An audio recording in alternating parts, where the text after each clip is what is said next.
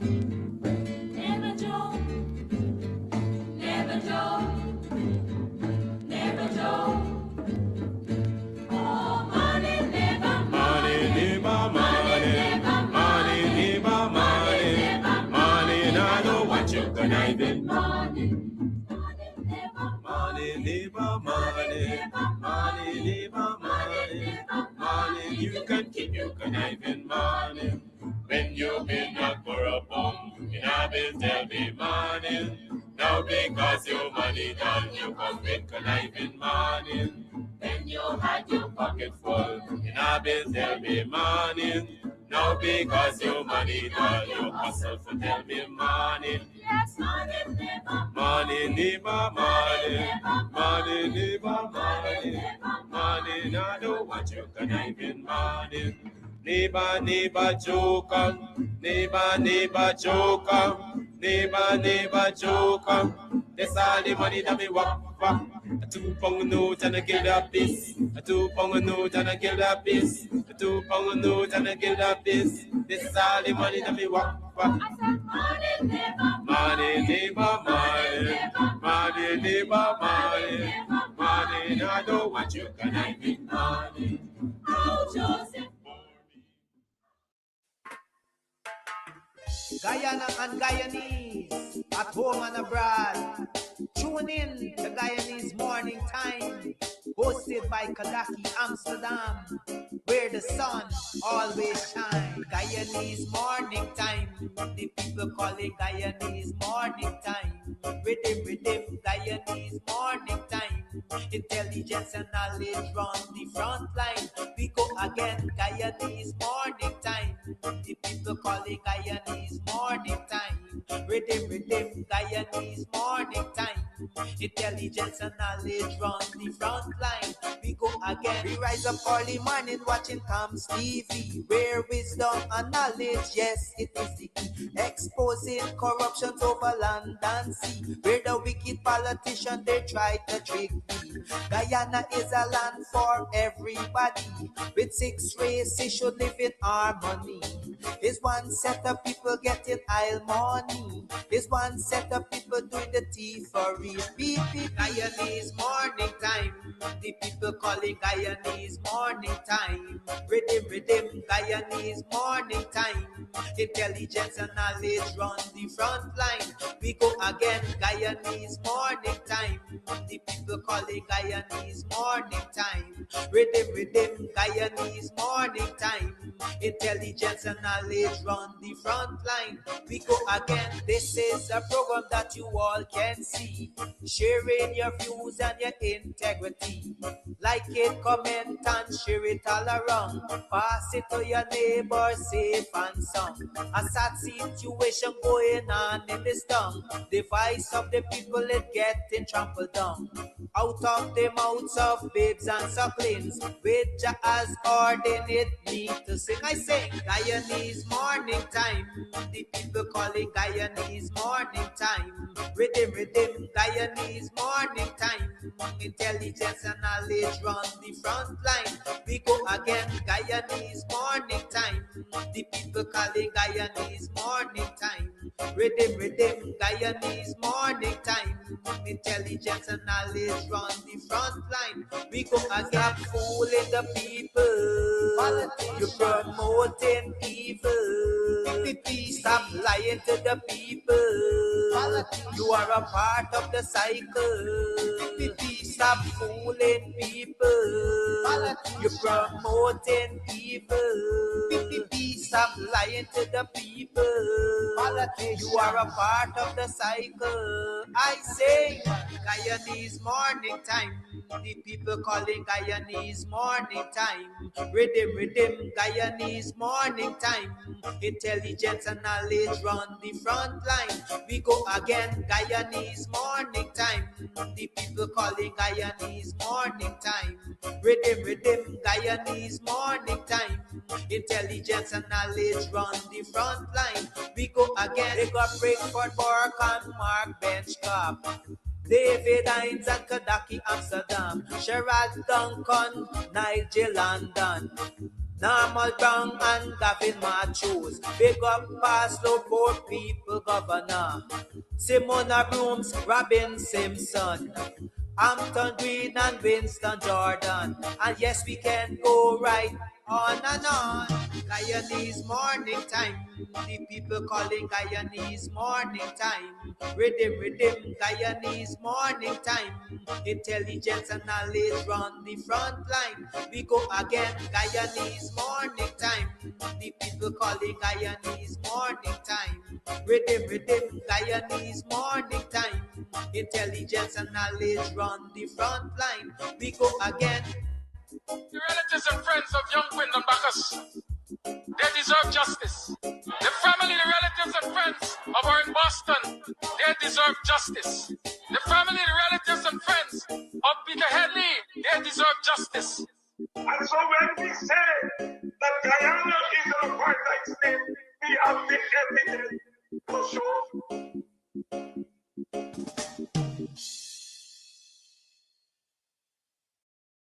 All right, so today we are here at Club Twilight up in Buxton, and we are here to talk about all that's going on up here. Trust me, if you are on the East Coast, you're in Buxton, you're in Tongue, you're looking for a place to get away to, this is the place. The Cutters, mwah. Listen, I'll be having some just now again. We'll talk about that. And then, of course, the ambience is beautiful, fully air conditioned. The decor is on point. The music's on point. Everything's on point. It's just me. I need some work. But everything else that belongs to this club here is on point. So if you want to find a nice little place where you can just drive out of town and have some drinks, have some food, you can call, you can order your stuff and just take it. You don't have to stay. Or if you want to stay here, that's what's up. And of course, they have special events for Valentine's. You can rent a hall. You can rent a hall, honey. You can rent a hall for weddings, for birthday parties, to have a bash. I hope he edits that out. But you know, whatever it is, this is definitely the place to be. So it's on Sideline Dam. You definitely want to ensure that you check this place out. But it's on your to-do list. All right, on your to-do list. This is definitely the place to check out, you know, a really cool, chill spot here in Buxton. I like this. This is, Buxton needed this. We needed this. I needed this. You definitely needed too. Thank you.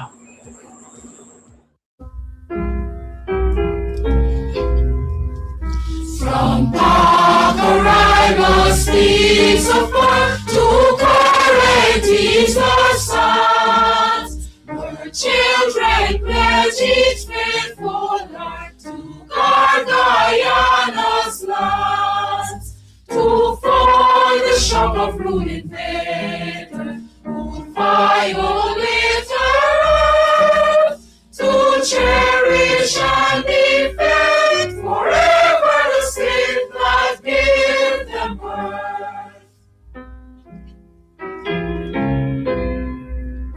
We'll forge a nation's mighty soul, construct a nation's flame. Freedom our everlasting goal, courage and truth our aim. All living in our quest for peace, like ancient heroes brave, to strive and never cease, with strength beyond the slave. Guyana plant the glorious first to faith prosperity, joining the universal search for worldwide community. Your people must surrender greed, renew our polity, with one forever changing with the nation's unity.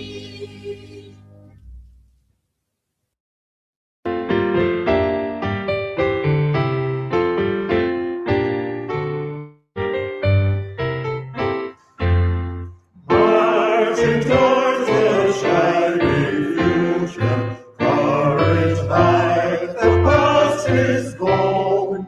Live for common fame.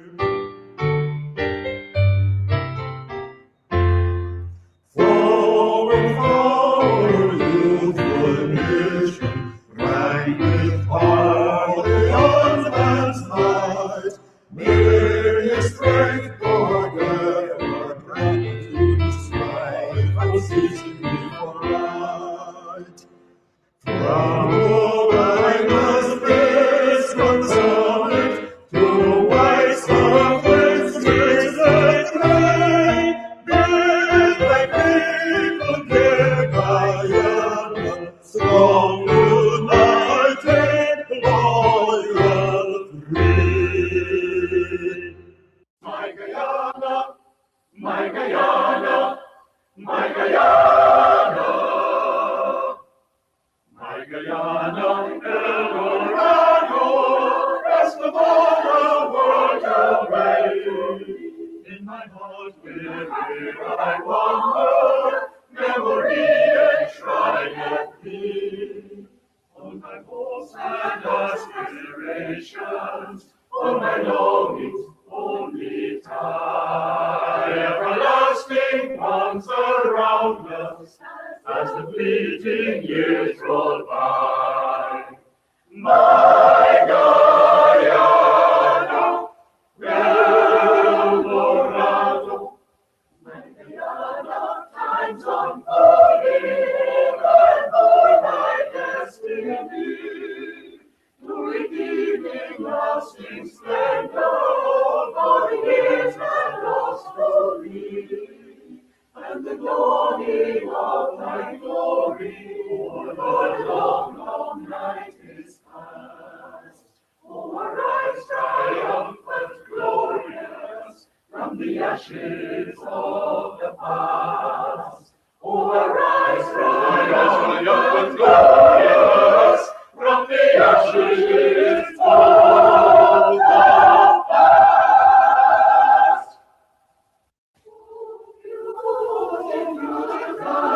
Guyana, oh, my lovely native land, more dear to me than all the world I see washed on this strand. Pour down upon the borders, looking out upon the deep, the great Atlantic flowed into a fury. For a sleep, at morn, at noon, or entering the crimson sunset's glow, I love thee, I love thee, I love thee. Oh,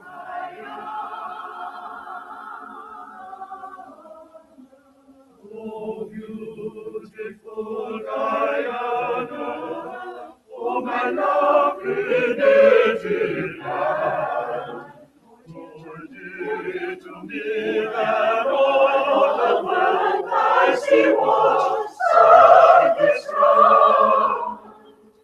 Pour down upon the borders, looking out upon the deep, the great Atlantic flowed into a fury, flowed into a fury.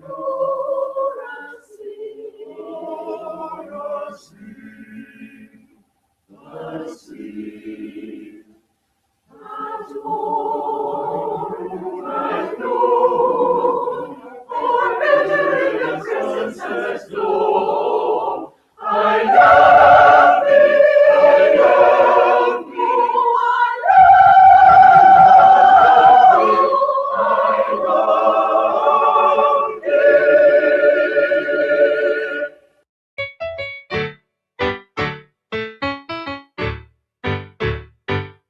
Guyana, I want to serve my country. Guyana, beautiful, happy, and free. Guyana, let's cooperate with our government to help develop Guyana the free. Together, my comrades, we'll build a brand new Guyana, a country where all find one opportunity. So let us begin now to show loyalty to Guyana by showing love and respect for all that it means. My brothers, my sisters, we will live and die here together. On to one people, one nation, one destiny.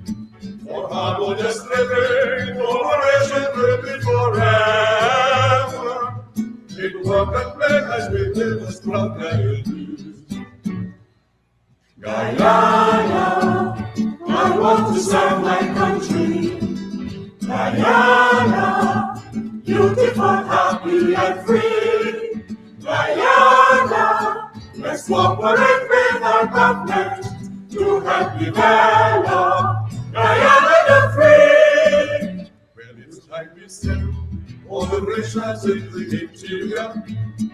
Our natural resources are there in great quantity. And we will do farming and establish towns by the border. With global food so we could fill all Guyanese.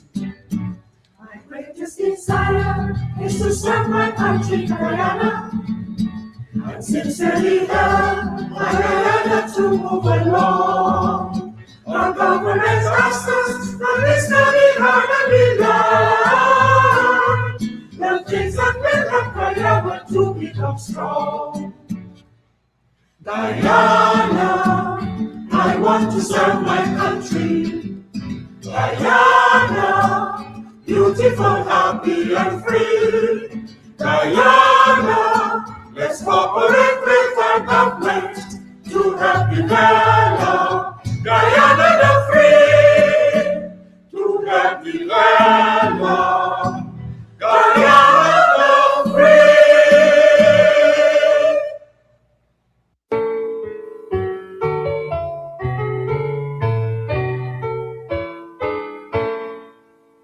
We hail the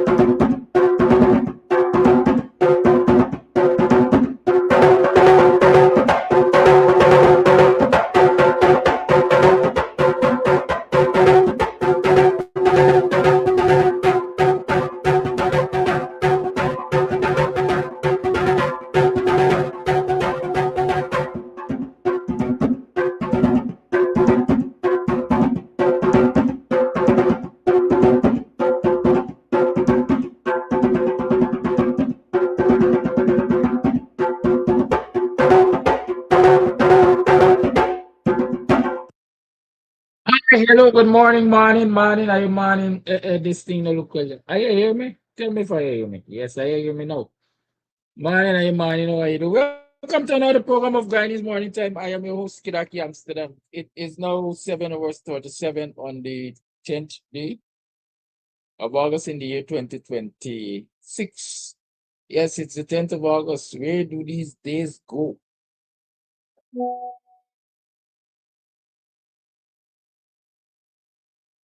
Where do these days go? It's 10 days already. You know what I mean? Yeah. So, okay, now y'all talk to me.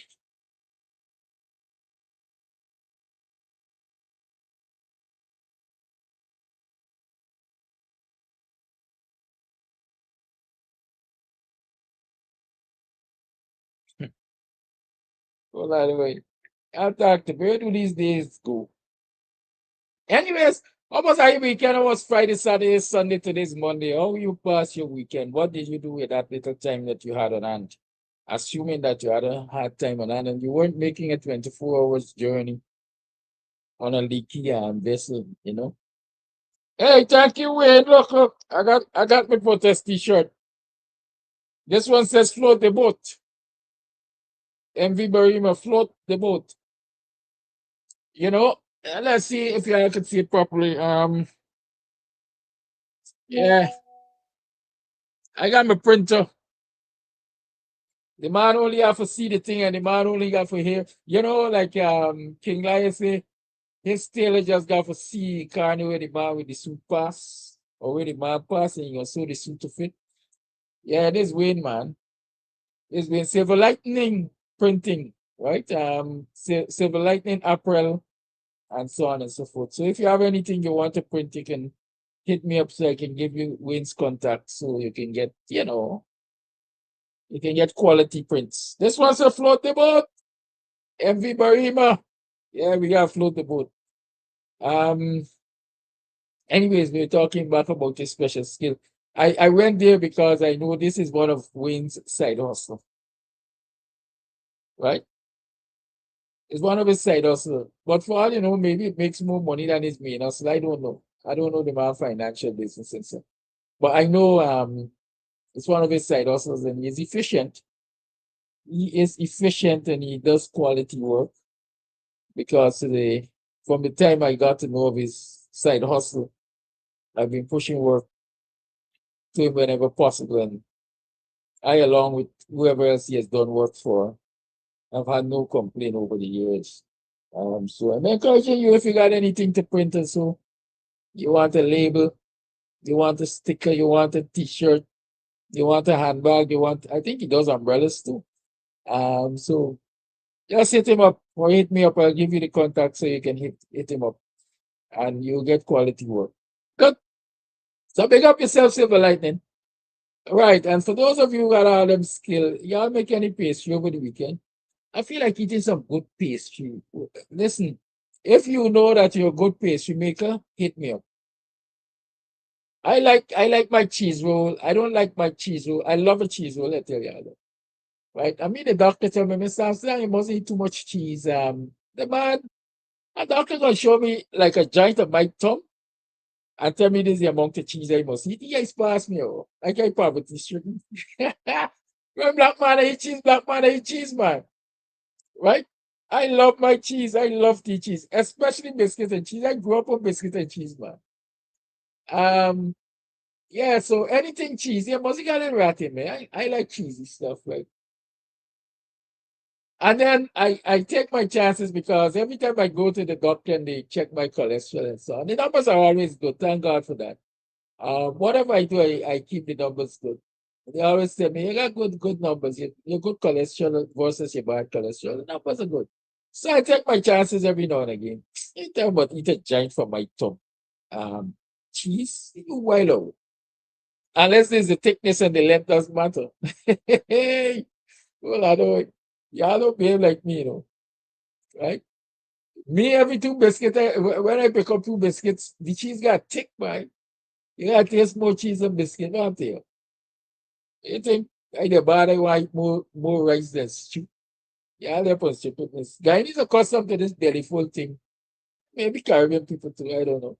They're accustomed to this belly full thing. One tub of rice without one spoon of stew. And when you don't eat your satisfy your belly puff, you say, yeah, boy, yeah. Yeah, I could dead know my belly full. Come on, man. We are eating the opposite. We have to eat more proteins and vegetables and so on than we eat starch. Right? You have to do that. I might sound like a day all over this morning. You're going somewhere. I don't worry yourself. I'm waiting for you to build up the numbers. Keep sharing the live and inviting your friends over and so on and so forth. Yeah, so I always like more stew on my rice. More stew than rice. I mean, enough rice and yam. With a little bit stew. Made it bad. All wrong with that. Yes, so we grew up hearing that you eat. Not well, we grew up being accustomed to eating our staples or rice in most instances. Some of us with our bodies would push our protein aside for the last, right? We gonna eat meat rice and stew, we gonna push with meat one side and so, and we leave our salad and so on for last. But then science is showing us now that we've been eating wrong. We should be eating in the reverse, in that we eat our proteins and our vegetables. And why do we eat the vegetables? Because that's where we get raw fish from. Is it raw fish? Y'all know the term? Raw fish? I grew up knowing about raw fish. Nowadays we talk about fiber. Same thing. Unless the medical professionals can tell me, Mr. Amsterdam, no, you're mixing up this thing. Raw fish and fiber is not the same thing. Right? Good. But science is showing us now that, it is safer to eat our veggies and our protein before we eat the starchy content, right?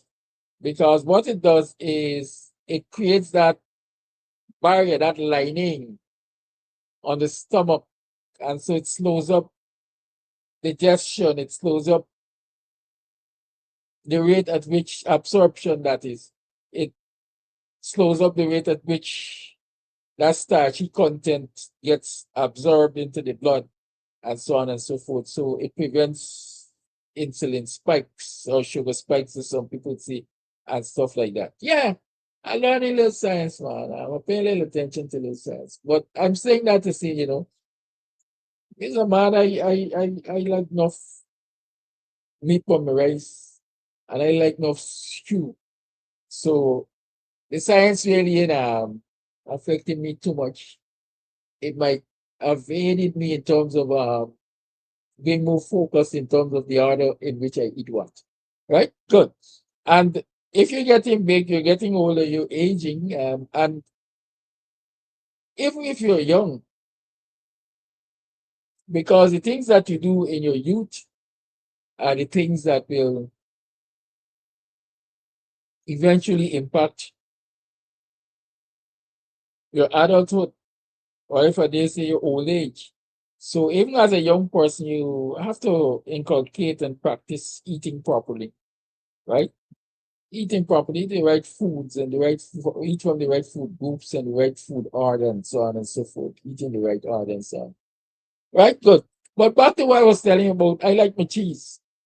I love my cheese. So if you are a pastry chef and you could make a good cheese, I like my cheese. I like taste my cheese. I like see my cheese when I bite in there. I like see cheese in my cheese roll.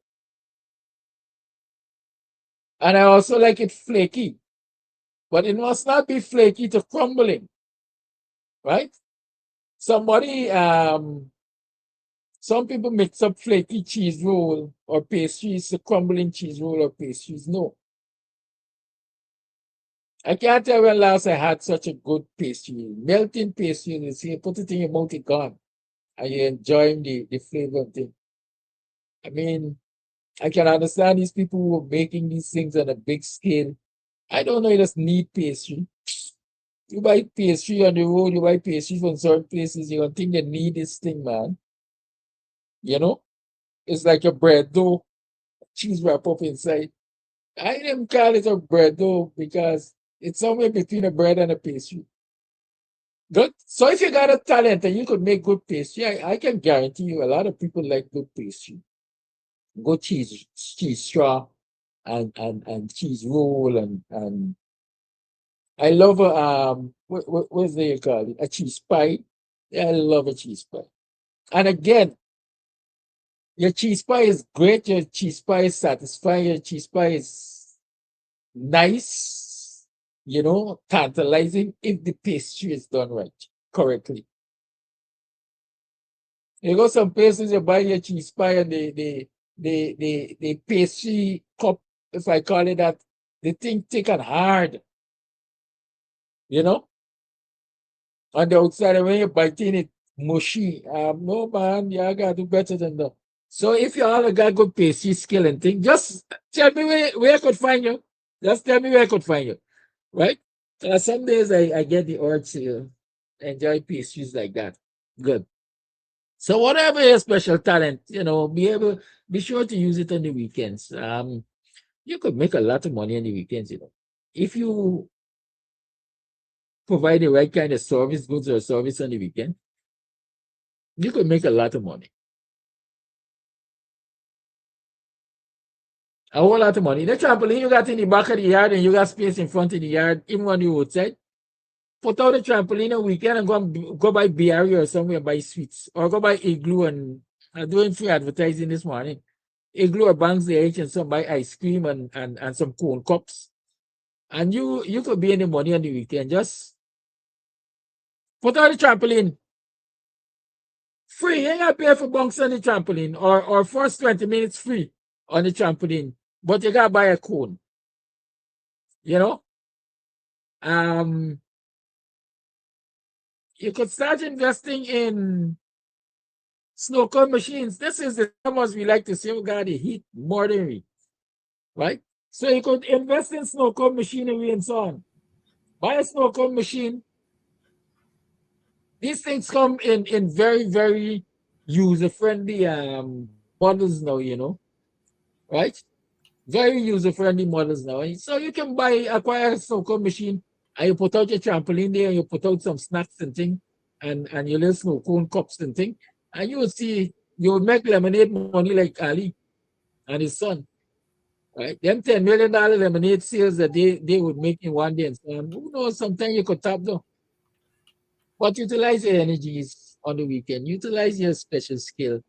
And one of the things I looked at the other day is, you know, locally here, in fact, you know, somewhere in Georgetown, there's a whole snow cone house open, a whole snow cone cafe, right? I saw it. I think it's somewhere in South, a whole snow cone place. You could go in and get your snow cone and order just like ice cream and, you know, with your toppings and all of that. Right. So prior to that, you know, sometimes I thank the universe because they put so many ideas in my head. Prior to that, I looked at the Ninja Blender, said this thing could do a good snow cone, you know, especially that we sell in a party. I see quick time you get to crush some ice and you pour it over in a cup. And you know, these I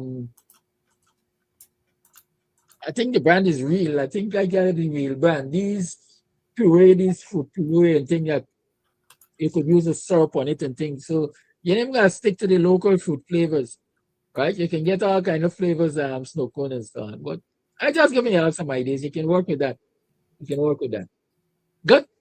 We have also been giving you ideas for quite a while that the CCJ is one nest of corrupt people. I guess this weekend a lot of you came out of your slumber. Anyways, we got guess this morning. Yeah, look who stepped in. Yeah, look at who. Over to you, Win.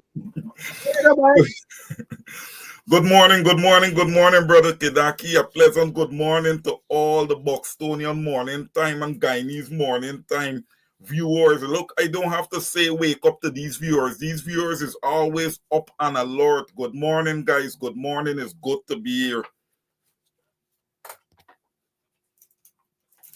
So, ladies and gentlemen, it's good again to be here with Brother Kidaki Amsterdam. We're going to rock and roll a little bit. Yes, we got quite a bit going on with the CCJ. Amongst other things, I hope my brother this morning will touch a little bit on the protests of last week. All right, while it was a positive, I still see a lot of work to be done, because if most of you would have recalled, Brother Kidaki himself would have stepped out and called for a protest, you know, against the president bill, right, which is indeed a national issue. All right, and the turnout wasn't what we were expecting. All right, meaning that all on sundry did not show up. Right, and what I'm basically trying to say this morning, brothers and sisters, we need to not show unity when it is convenient and when particular people decide that they want to call for protests. We cannot be convenient. Whenever there's a protest, there's a protest. All on sundry needs to be there. If the combined opposition is going to really step up and fight this PPPC regime, all right, all hands must be on deck. Right? This is not a popularity contest. Right? It is not. And again, I want to say, you know, much thanks to Brother Kidaki for stepping up and stepping out. Because look, although the protest didn't get the numbers, and look, sometimes people always look for numbers. It's not always about numbers. It is also about the initiative, right? And Sister Annette Ferguson also, it's also about the initiative, because look what is happening now, right? People are starting to come out and protest. You're starting to see more people now becoming aware, right? But look, we want to always have a collective. We want to always, be connected as an opposition, right? There's going to have to be at some point some measure of trust. If you're going to be working together, there's going to have to be some trust. So we sit and we wait to see that, right? We sit and we wait to see that, because, Brother Kedaki, I'm going to tell you this. I am not going to come on programs, right, and see wrong and sit down and accept it.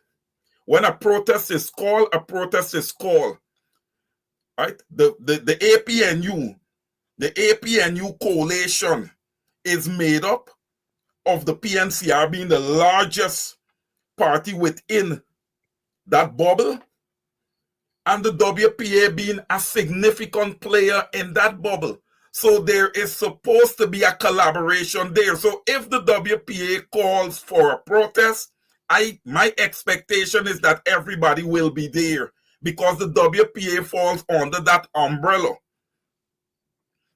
All right, there is going to be one-off where the WPA is doing a little meeting by themselves, or the APNU is doing a little meeting by themselves. That's allowed.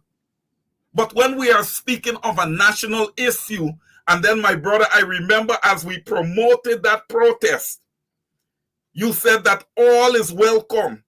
There was no specifics that was given. All on sundry was welcome, and you were correct in your utterances, as it is a national issue. So it didn't matter what party you was a part of. It's an issue. We all need to be out there. I'm going to take a pause for a minute, and I'm going to hand back to you, Brother Kedaki. Man, Wayne, man, welcome to the program. I can tell you something. I know how you can come out hitting so hard. Sometimes Monday mornings, that's why I don't invite guests on Monday mornings. I like taking like Mondays is when I do my Monday musings. This is when I cruise. Yeah, you can't come out knocking people under the belly just like that. But here, you could do the heavy lifting and heavy punching. I still cruising. I see a number of people telling me about, cautioning me about my health and so on and so forth and things. And I got to think, my good friends are so they know this by now, right? When they tell me, the doctors say you can't do this and you can't do that, you mustn't do this and you mustn't do that, I got to think I like to tell them. Yeah, listen to this song. Certainly taking better care of your body, becoming more aware of your body, responding to your body's needs. Everything you hear and read about diets, nutrition and sleeping position, and detoxifying the system and buying machines that they advertise to help you exercise. Herbs to revitalize you if you're traumatized. Soaps that will sanitize. Sprays to deodorize.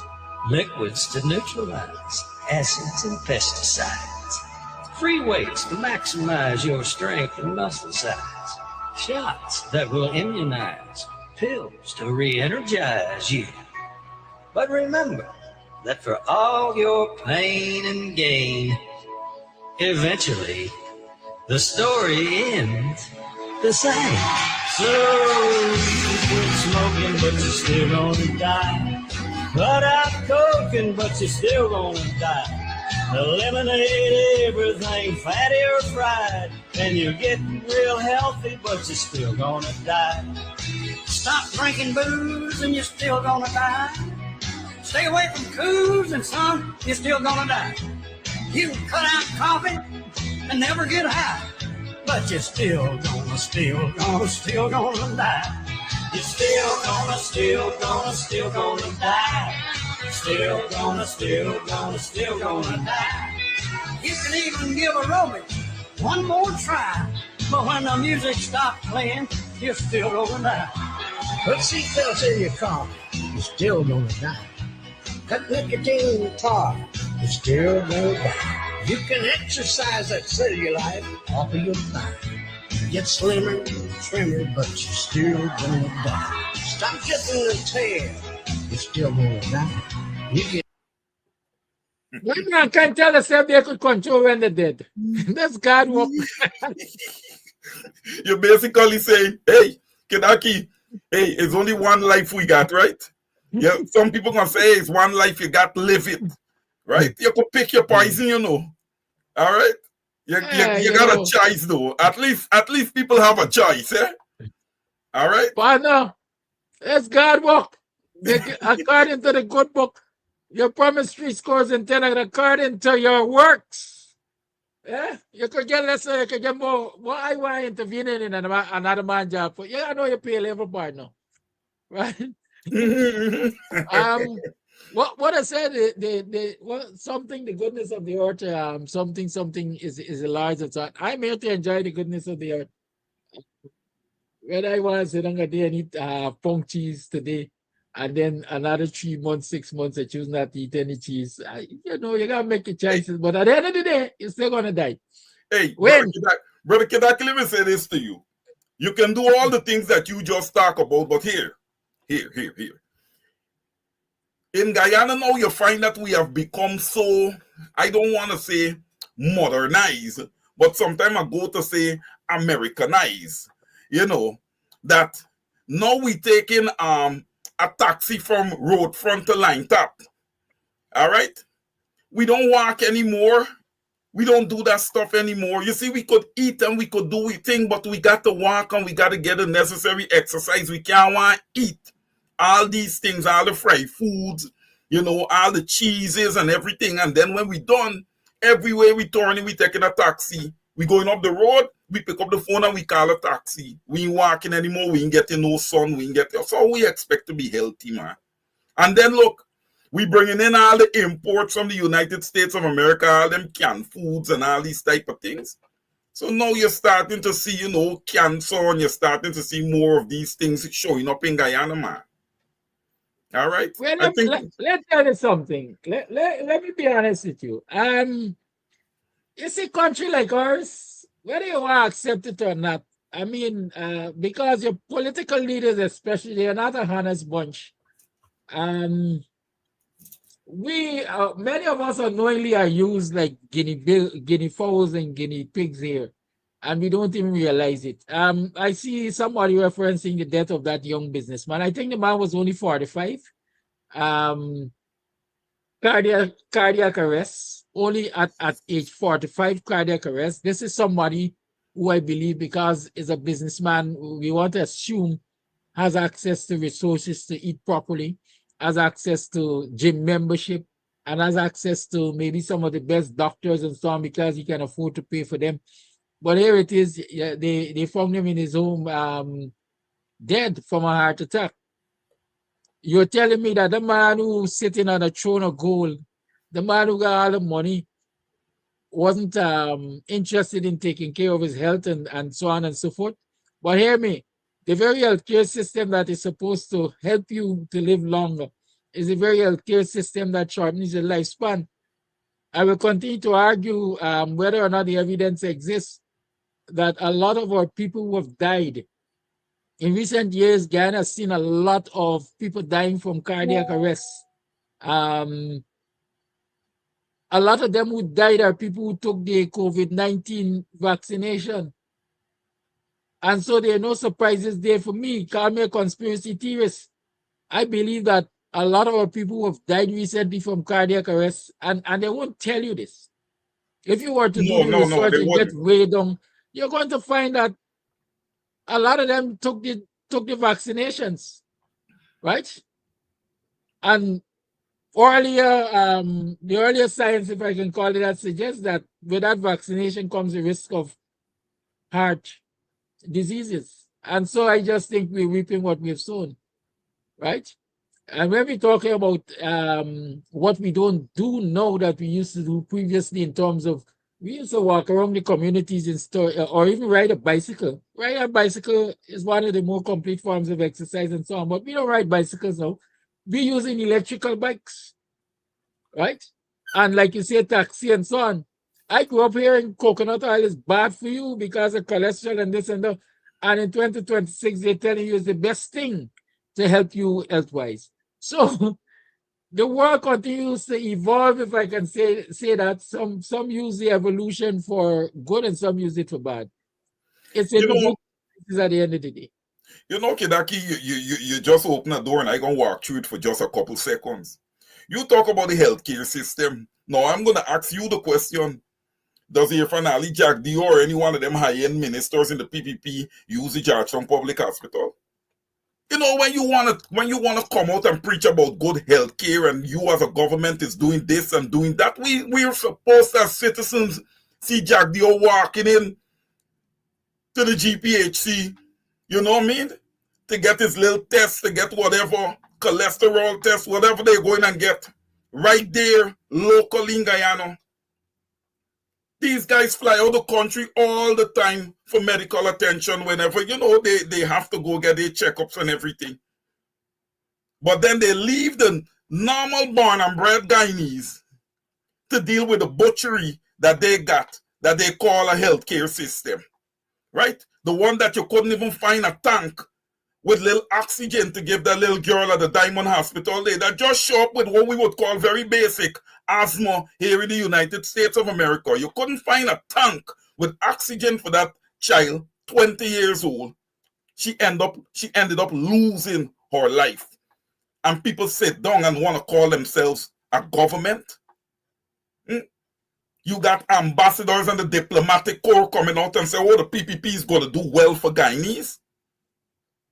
I cannot. And I hope that most Guyanese are not going to sit down and accept that. Not because one is an ambassador, it makes them a god. They can be absolutely wrong. And in that case, they were totally and absolutely wrong. This government is not doing the job that they need to be doing for the Guyanese people. It should always, Kidaki, be people's force. Government is in place because of the people. And you're placed there to do a job. And as a government, you're placed there to provide services also to the people. When we talk about water, when we talk about electricity, when we talk about education, when we talk about providing housing, the housing list is through the roof. We are teetering on a 60% poverty rate, 35% abject poverty rate. You have a set of terrorists sitting down in government. And here, ERC, don't even try it. This is not Kidaki, this is Wayne Caesar. All right? Tune out to the program. Tune out of this program. All right? You're not going to ever stop me from speaking. You're never going to stop the voices of dissent from speaking in Guyana. We are going to speak. We are dissatisfied with the performance of this government, and we want our country back. Period. This country does not belong to one ethnic group. We have 6 ethnic groups in this nation, and all on sundry should benefit. Why it is that the opposition and the other parties are even willing to participate in a national government, and the PPP is not willing to partake or have a national government? Why? Because you're stealing from the people of Guyana. You guys are thieves. And many out there in the international community join you as thieves, ripping off the Guyanese people. Fastest growing economy? Show it to me. Show it to me. MV Barima tragedy. 3 public servants charged with 72 counts of murder. And this thing that they sit down and call the DPP approved of that. One person that is biased favorably to this dictatorship government. Approve that. Enough. Enough. I hope to see more protests this week because it is necessary. This cannot continue. You see one set of people getting rich. The inequality in Guyana is glaring, is maddening. The inequality in Guyana is maddening. And the responses from the diplomatic community and the international community is deafening. It takes the Carter Center to walk into Guyana to say that our electoral systems are not working correctly and adequately. Isn't that an issue that we as a nation should be able to come together, engage each other, and solve? Every high-profile case got to go to the CCJ, Kidaki. What's with our courts? It's corrupt. What is the origin of the Carter Center? You see, sometimes we welcome representation. Let me say, we like to look to quote unquote foreigners for representation. When the foreigners speak, yes, it's gospel and so on. But the question is, where does the Carter Center originate? The Carter Center or the home of the Carter Center is part of the problem in this country. I see just recently the Americans are going to be investing top dollars in Guyana's bauxite. Right? And so you said the Carter Center has identified this as a problem or that as a problem. And U.S. ambassador, in many instances, the riot has been silent or dumb on many of the issues that affect us here. And so we have to go to that popular refrain. The U.S. doesn't have interest in what happens in Guyana. The U.S. has interest in what it gets from Guyana. And so as long as it can get what it wants from Guyana, the PPP is not a problem because the PPP is willing to give them what they will get or what they desire from Guyana. They seem to believe that no other group of people will give them the free-for-all that the PPP is giving them.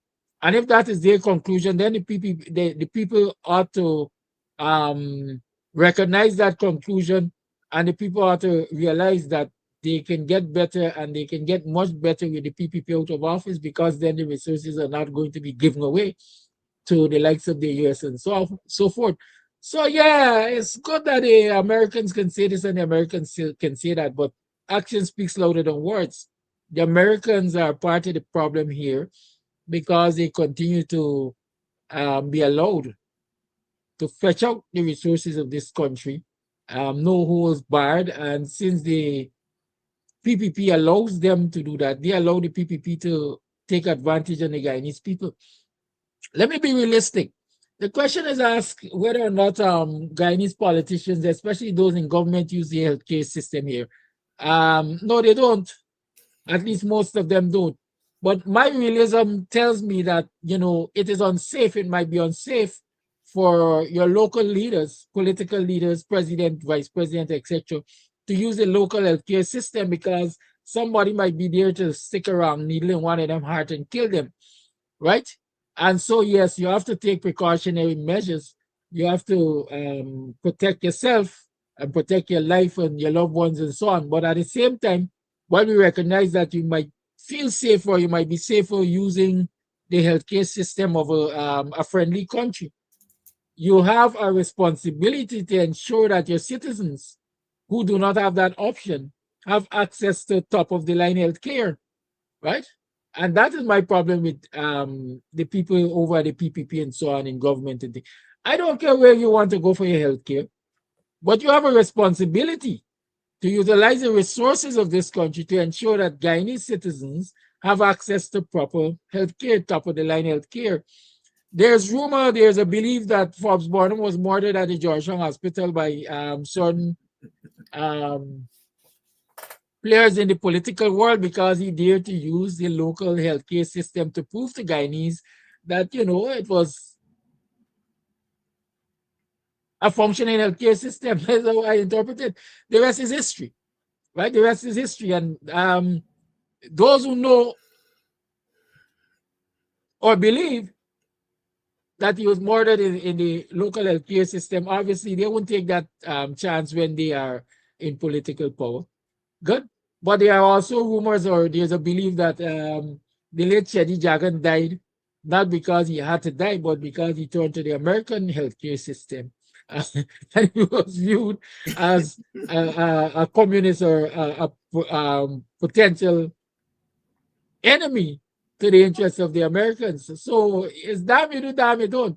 But at the end of the day, what I'm saying is that the responsibility is on government to utilize the resources of this country to ensure that Guyanese are given proper services.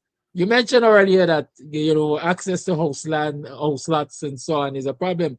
But while we, the ordinary citizen, has serious problems accessing house lots, we still got a president who had 150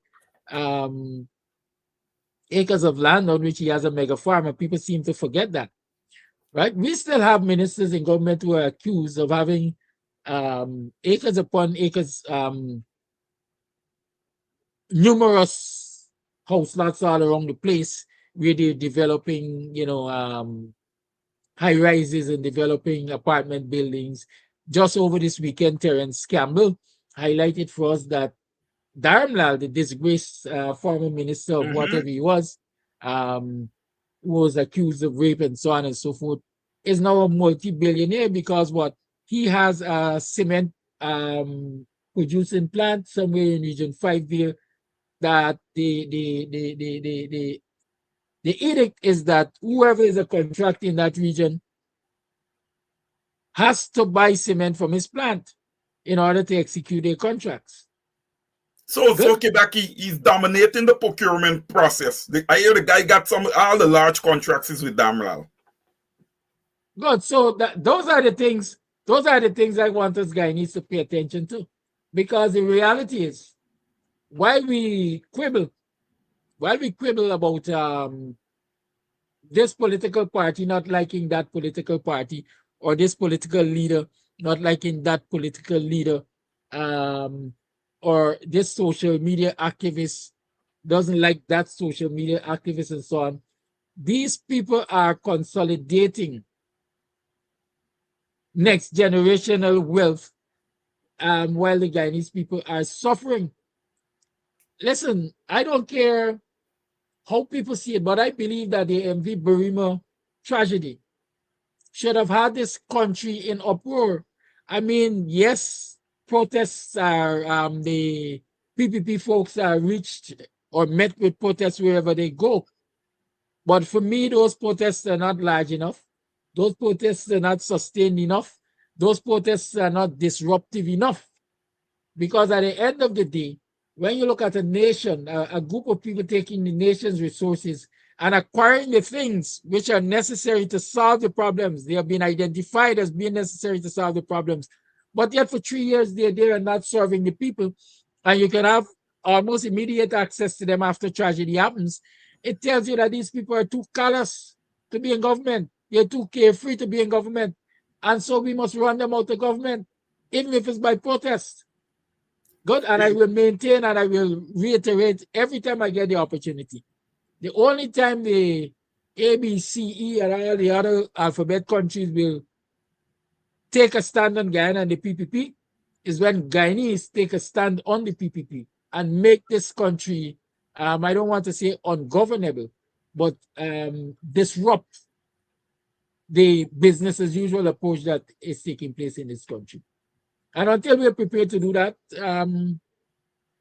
the Carter Center could talk cheese. Because just as Jack Diot said, Janet Jagan is a private citizen, I'm sure that quietly they might be uttering, no, the Carter Center, man. They are foreign representatives. They ain't got no real interest in this country. So long as we satisfy the desires of the American government, more especially Trump in this instance, and we good. Don't worry them. They just gonna be a voice in the wilderness. Well, the onus is on Guyanese. Well, Kidaki, I want to be clear on this. There's no way that the Carter Center is going to challenge the government of the United States of America. When I speak of the Carter Center in conversation, I was just saying, we in Guyana seems to be unable to solve any issue that we have. All right. The PPP seems to be backed a whole lot by the international community. It is obvious. All right.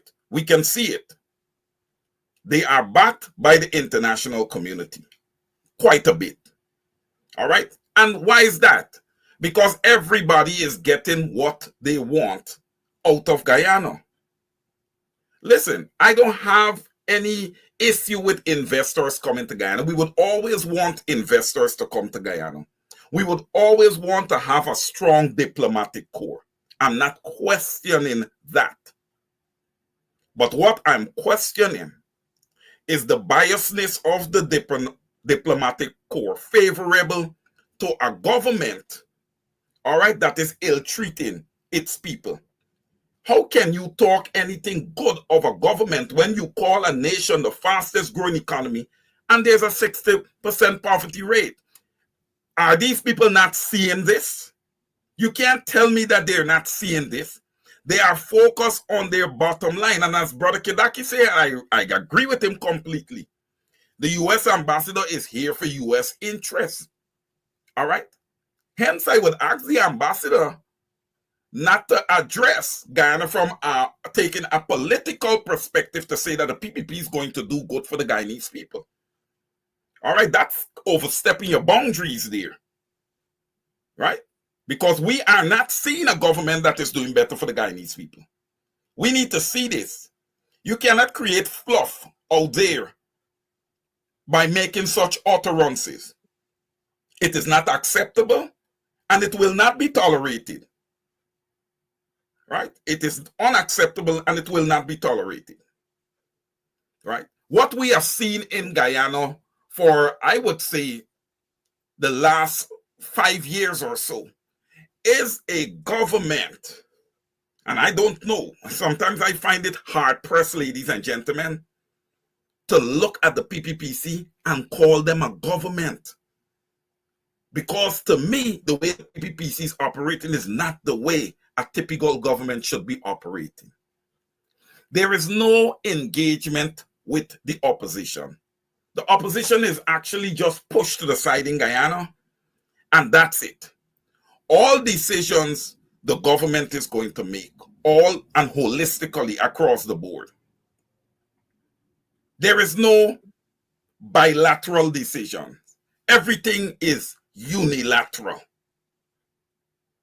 All right, and this would not work for a country that we call a representation or a representative democracy. It will not work because here you have a nation that is being partially represented. All right, we look at distribution of wealth; it is lopsided. We look at who owns all the big, large businesses in Guyana; it's woefully lopsided. Come on, ladies and gentlemen, you cannot sit down and tell me, oh, Wayne Caesar, there was a lightning flash. This is by chance. There is no way this is by chance. This is by design. This is by design. I want to say this across the world, that Africans are not going to be bent over and kicking the butt for all their lives. All right, at some point, we've got to stand up. This thing has got to stop. This thing has got to stop. We want to walk around as human beings and call ourselves smart and intelligent. But yet we look at people who have 2 hands, 2 feet, nose, ears, eyes, hair on their head. Everything speaks, does everything. And because of their pigmentation, they are different. But yet we want to call ourselves intelligent. We want to call ourselves intelligent. What hypocrisy. All right. And then we as African people have to look also and ask ourselves, what future are we creating for our children? We need to ask ourselves that. When you're going to run and hug up with an installed president that had 19 fraud charges and say, my handsome president, what are you saying to your people? What are you saying to your people who would have been ill-treated by this government? What are you saying to them? that everything is fine. No, it's not. No, it's not. Because people sit there in Guyana unable to give their children 3 square meals per day. All right? Some people don't know where the next meal is coming from. But yet we're out there in the international world calling ourselves this mega oil producing nation. Right?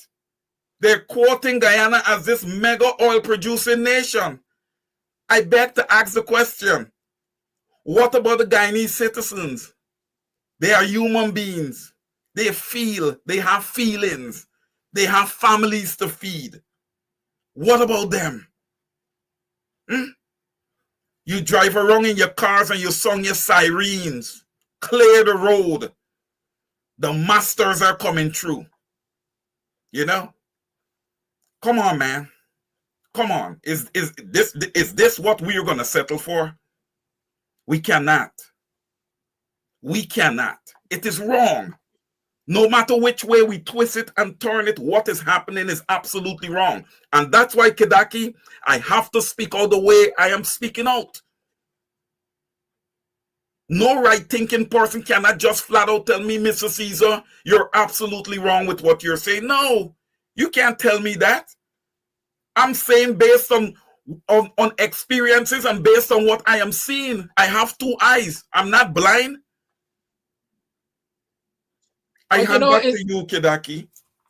It's okay to see. It is okay to see. It is okay to hear. It is okay to talk.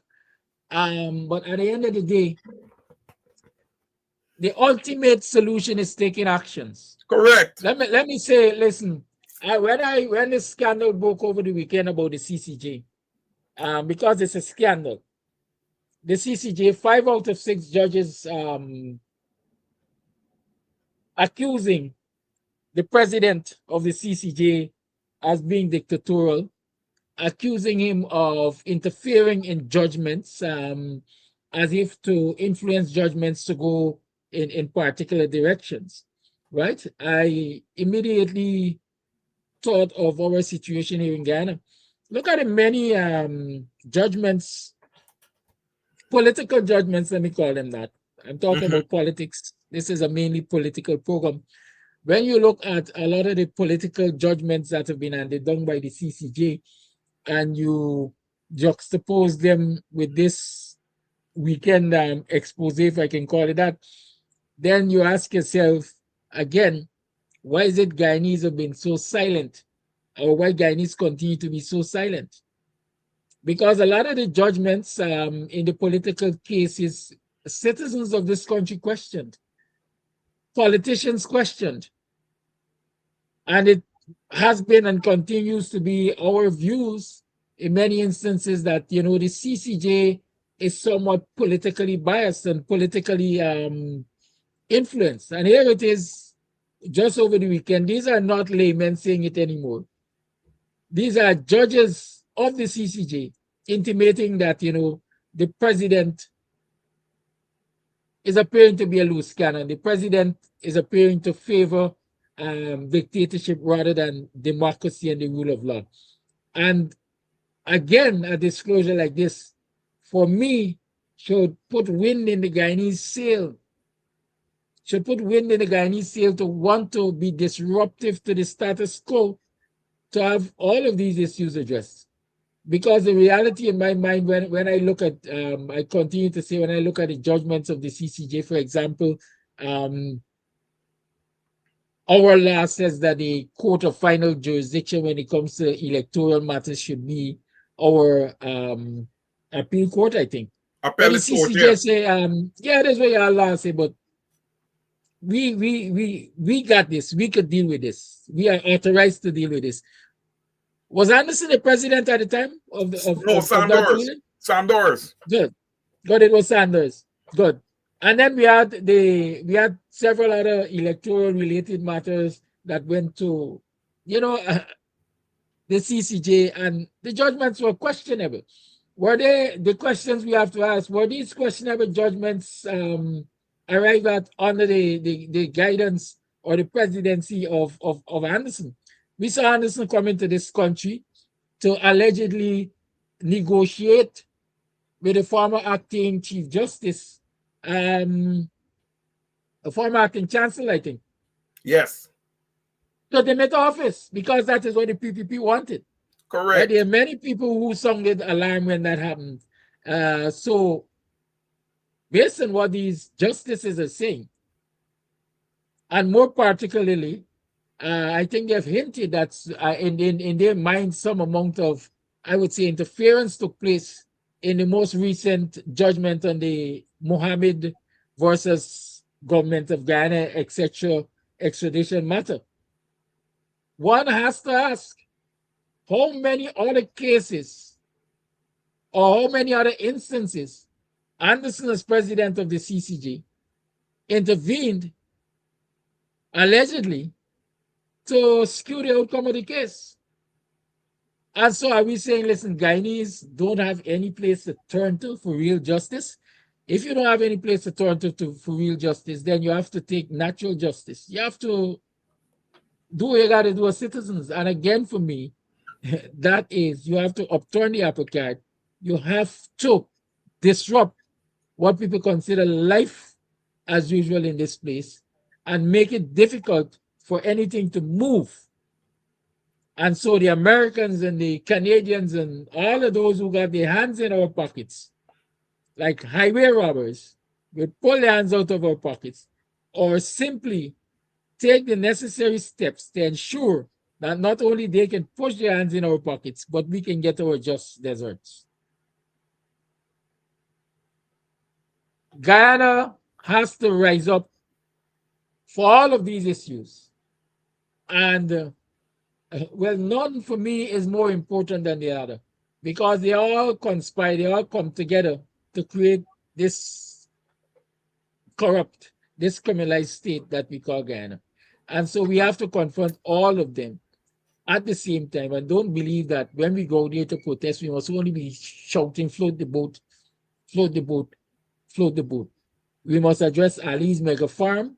We must address the former president's benefit bill, which is still at the National Assembly to come up sometime.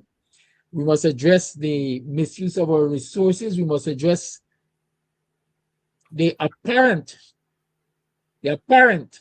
injustices that we've been getting from the CCJ. Yes, we must have a mother of all protests when we go there, even if it is in small groups. All of these issues must be kept on the front burner.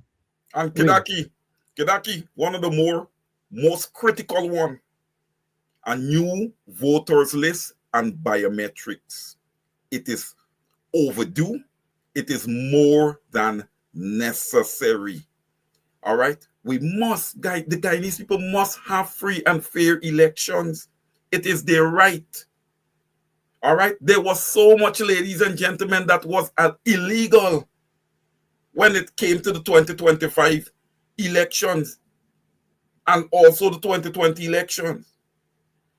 In which nation do you see people show up to cast their votes and they're selling their votes, collecting a 50,000 or 100,000?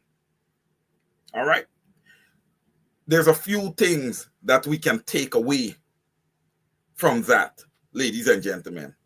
Number one is that our people are lacking on the front of education. Because when you sell your vote for $100,000, ladies and gentlemen, I'm just using a higher figure. I believe from intelligence that I would have gotten in Pleasance and other places of that nature, it was $50,000. All right? Think about $50,000 over, you spread that out, you prorate that over a 5-year period. What value does that bring to an individual and his and her family? Think about it, right? That's why I say that we are lacking on the education front. All right? One should not be selling their vote. First of all, it's a total disrespect to your children, to the extent you have children. It's a total disrespect to your children, because what type of future will they have if this PPP government continues to govern? Ladies and gentlemen, The government just went back to parliament. All right? The last parliament sitting. I saw the opposition get up and in protest and everything because we had the MV Barima issue, which of course the government shut down and said, we're not discussing that here. We are just, and look, ladies and gentlemen, I'm surprised that they do a pass on the president's bill. And I must say, thanks to Brother Kedaki and those others, Sister Annette Ferguson and those others that rallied around them. Maybe that was the reason that, the Guyanese people was granted a pass on the president's bill. But ladies and gentlemen, whenever you have these sit-ins, what do you look for? It's just like all the investors coming into Guyana. What do we look for? We look for the bottom line. And what does the bottom line say from the last parliamentary sit-in? $55 billion punyal, the Guyanese people. $55 billion, take it or leave it. You think the Natural Resource Fund has enough to fund a $55 billion loan? No. More loans in the Guyanese people. I want to make this lucidly clear, ladies and gentlemen. Guyana is very credit-worthy currently as a nation. And I am sure that you guys would have heard this from the Honorable Comrade, Mr. Winston Jordan. All right? We are very credit-worthy. And the PPP is taking full advantage of it. Listen, ladies and gentlemen, when I talk of engagement, if we're going to take advantage of being credit-worthy, come on, engage the opposition. Let the opposition have a say. See if they have anything to bring to the table. That might be a better solution to what you're trying to do. But this PPP government is not this way. They must rule, they must dictate, they must dominate. You as an opposition, as Gail Teixeira said, and I quote, you can have your say, but we will have our way. So all the Guyanese people who want to sit down and be passive with the PPP coming back to Parliament quickly for a supplementary budget of $55 billion, you want to look at that as passive? You are being disingenuous to your children. You are being absolutely disingenuous to your children and the future generations of Guyana. All right? Government should not just be able to walk into Parliament and just pass this bill just like that. When we are seeing that this government is not working effectively for the Guyanese people, they should not just be allowed to do this. And these are the things that we must change, right? It comes back to the saying, elections have consequences. Although, ladies and gentlemen, again, I am not quick to call the 2025 what we quote unquote call an election. I believe that in 2025 it was just a distribution of seats. Ladies and gentlemen, there are still certain parties that are there sitting in the opposition that I am still not convinced of as yet. Let me be honest. We are talking about a nation that is deeply corrupt. So it's hard to be convinced about anything. You wait to see people's moves, all right, before you can become convinced. When we had the protest in Linden, I could have analyzed and see the posture and the way the Guyana Police Force acted compared to when we had the protests in Melanie. Okay, you saw the behaviors in Melanie, very bullish, all right? But in Linden, we want to create a narrative, all right, that the barricades was moved on, and here comes the opposition leader. Ladies and gentlemen, that don't jive with me. I am of higher thinking. Okay? That don't jive with me. They got to really come good. When they're going to come, they're going to have to really come good, because I am still of the belief that games are being played. Games are being played. And between now I'll say 2030, but I believe that the Guyanese people should root this government out of power before 2030. It's a long time to wait. All right. You see that ExxonMobil has already recovered the upfront expenses paid in for Liza 1 on the Stabroek block.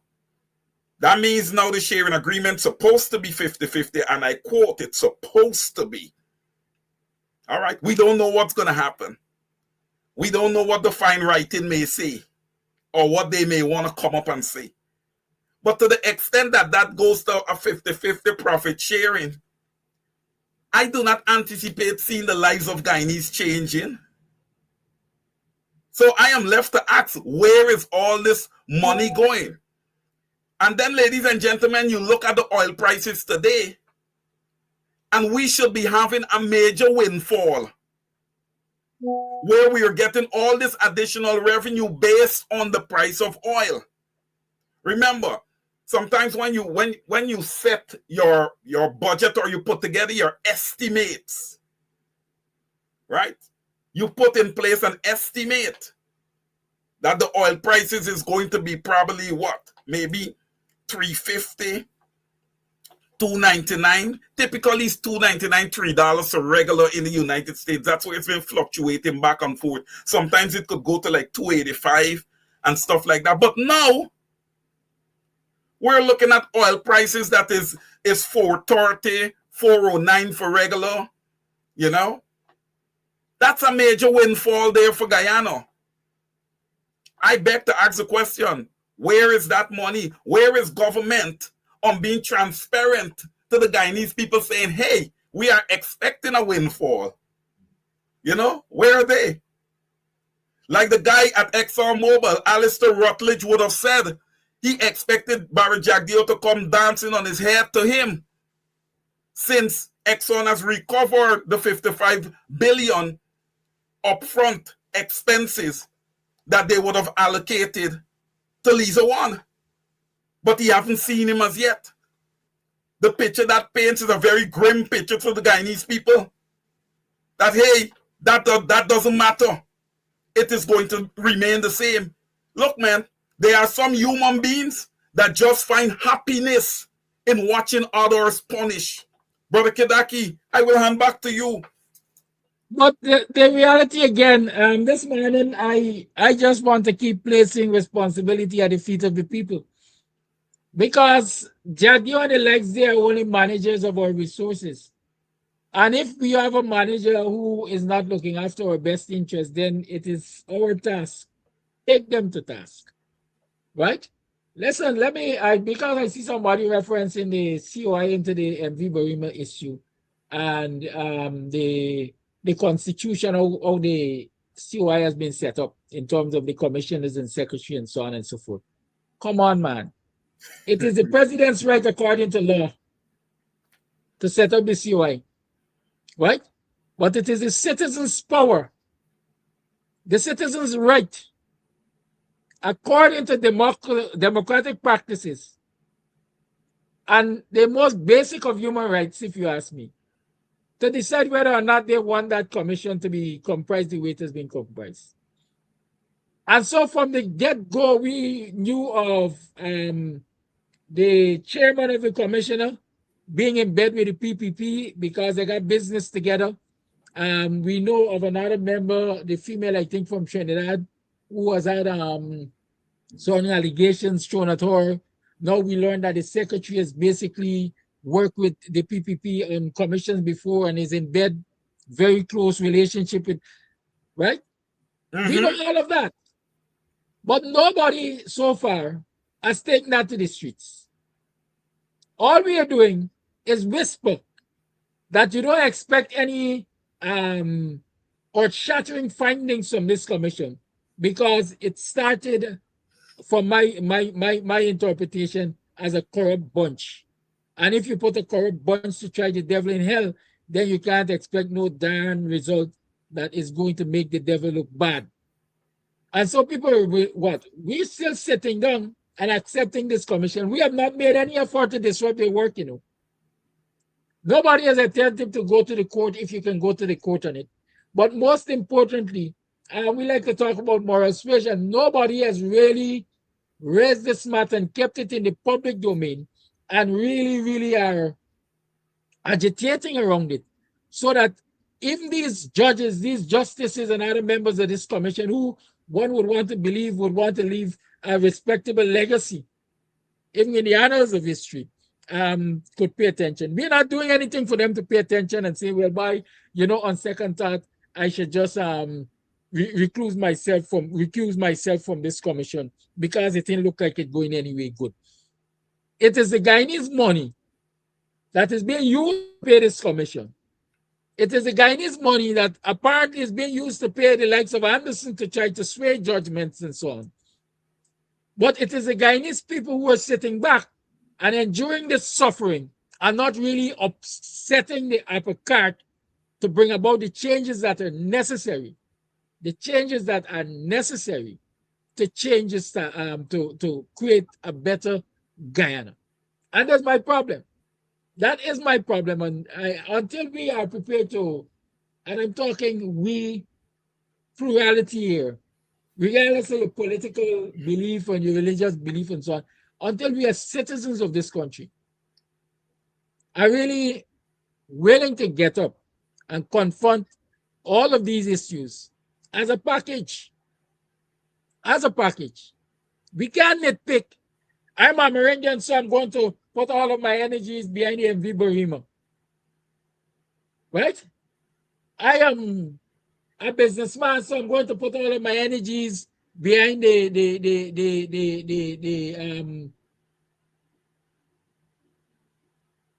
contestation at Guywa, which is supposed to be providing potable water of a high quality to citizens, are now getting into bottled water business. And so it will affect my business, so I will raise my voice on that. We have to recognize that all of these misbehaviors, they come together to give us this nasty, stinking, dirty, corrupt, criminalized state that we live in named Guyana. And so we have to be prepared to confront all of them as one. And if everybody who has a reason to protest something come together in one grand protest, then we're going to have big enough numbers to say to this government, your number is being called. Your number, but we taking this thing piecemeal. Listen, you mentioned the police behavior in Leonard and the police behavior on the East Coast. Right? You look at the police behavior. I want to look at the people's behavior. Right? Because I'm saying if the people on the East Coast were as forceful as the people in London, the police would have taken a different attitude. You see what they had to do in London? Call out for the soldiers. Because number one, the numbers in London were big. The numbers were big. And the people were, I would say, quote unquote, aggressive enough to cause the police to rethink their strategy. At Melanie was a totally different situation. Right? But when we look at both London and Melanie, is one thing we see, When we look at London, we look at Melanie, we look at the MV Barimo tragedy, we look at the mega farm, is one common denominator they got, is black people fighting against black people.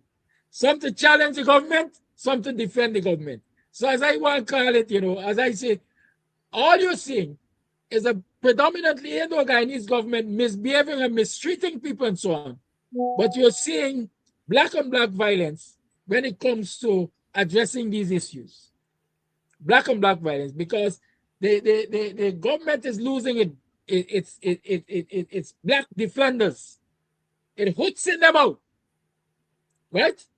To confront the black oppressed.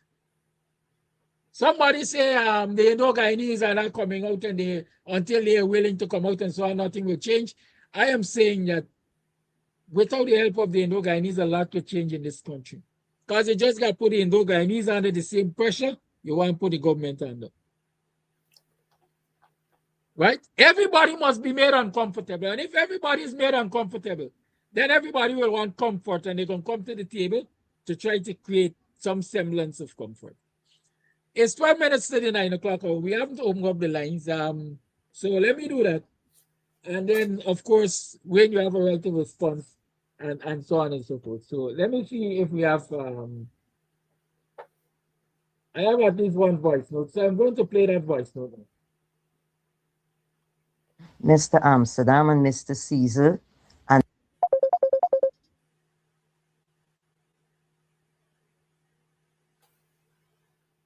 and viewers.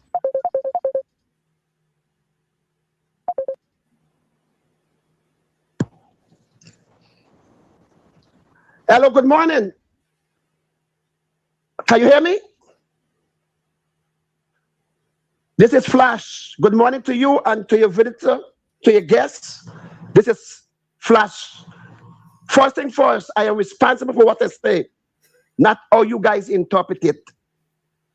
Mr. Wayne, to you, you said that we have to take back our country, but you stop there. I learned that when you're running a race and it is 100 meter, you got to complete 100 meter for you for being first, second, and third. You cannot stop at 50 meter and expect to being first, second, and third. You got to explain more. You got to tell the black brother and sister playing, be responsible for your words like Flash Garden.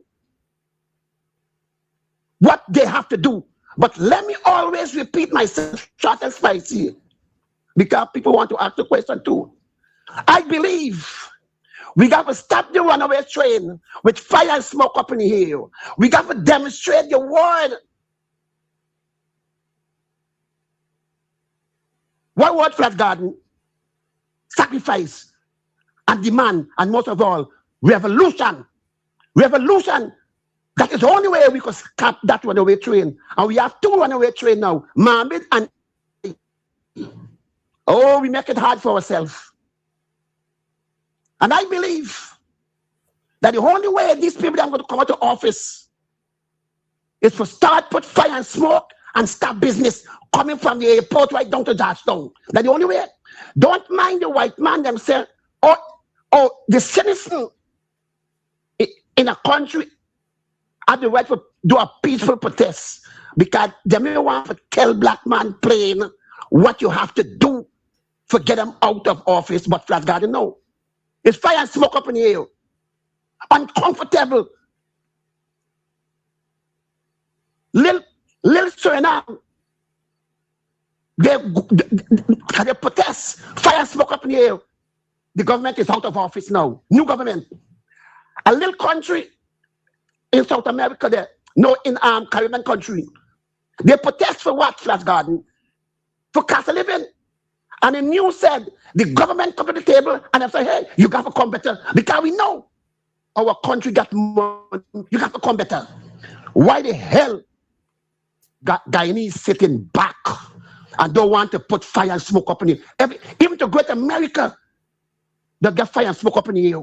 And police can't kill them, not shoot them. Thank you very much for your time. Welcome aboard. Thank you for your call. You know, I will eventually go back to that voice now. But when as Flash Garden was speaking, and something you said and something I also read from the comments is this. Talking about black people and the PPP trying to capture black communities and so on and so forth. Yeah, we know the PPP has been trying to capture black communities and black leadership for quite a while and so on and so forth. But let me say this. A lot of the people I expected to be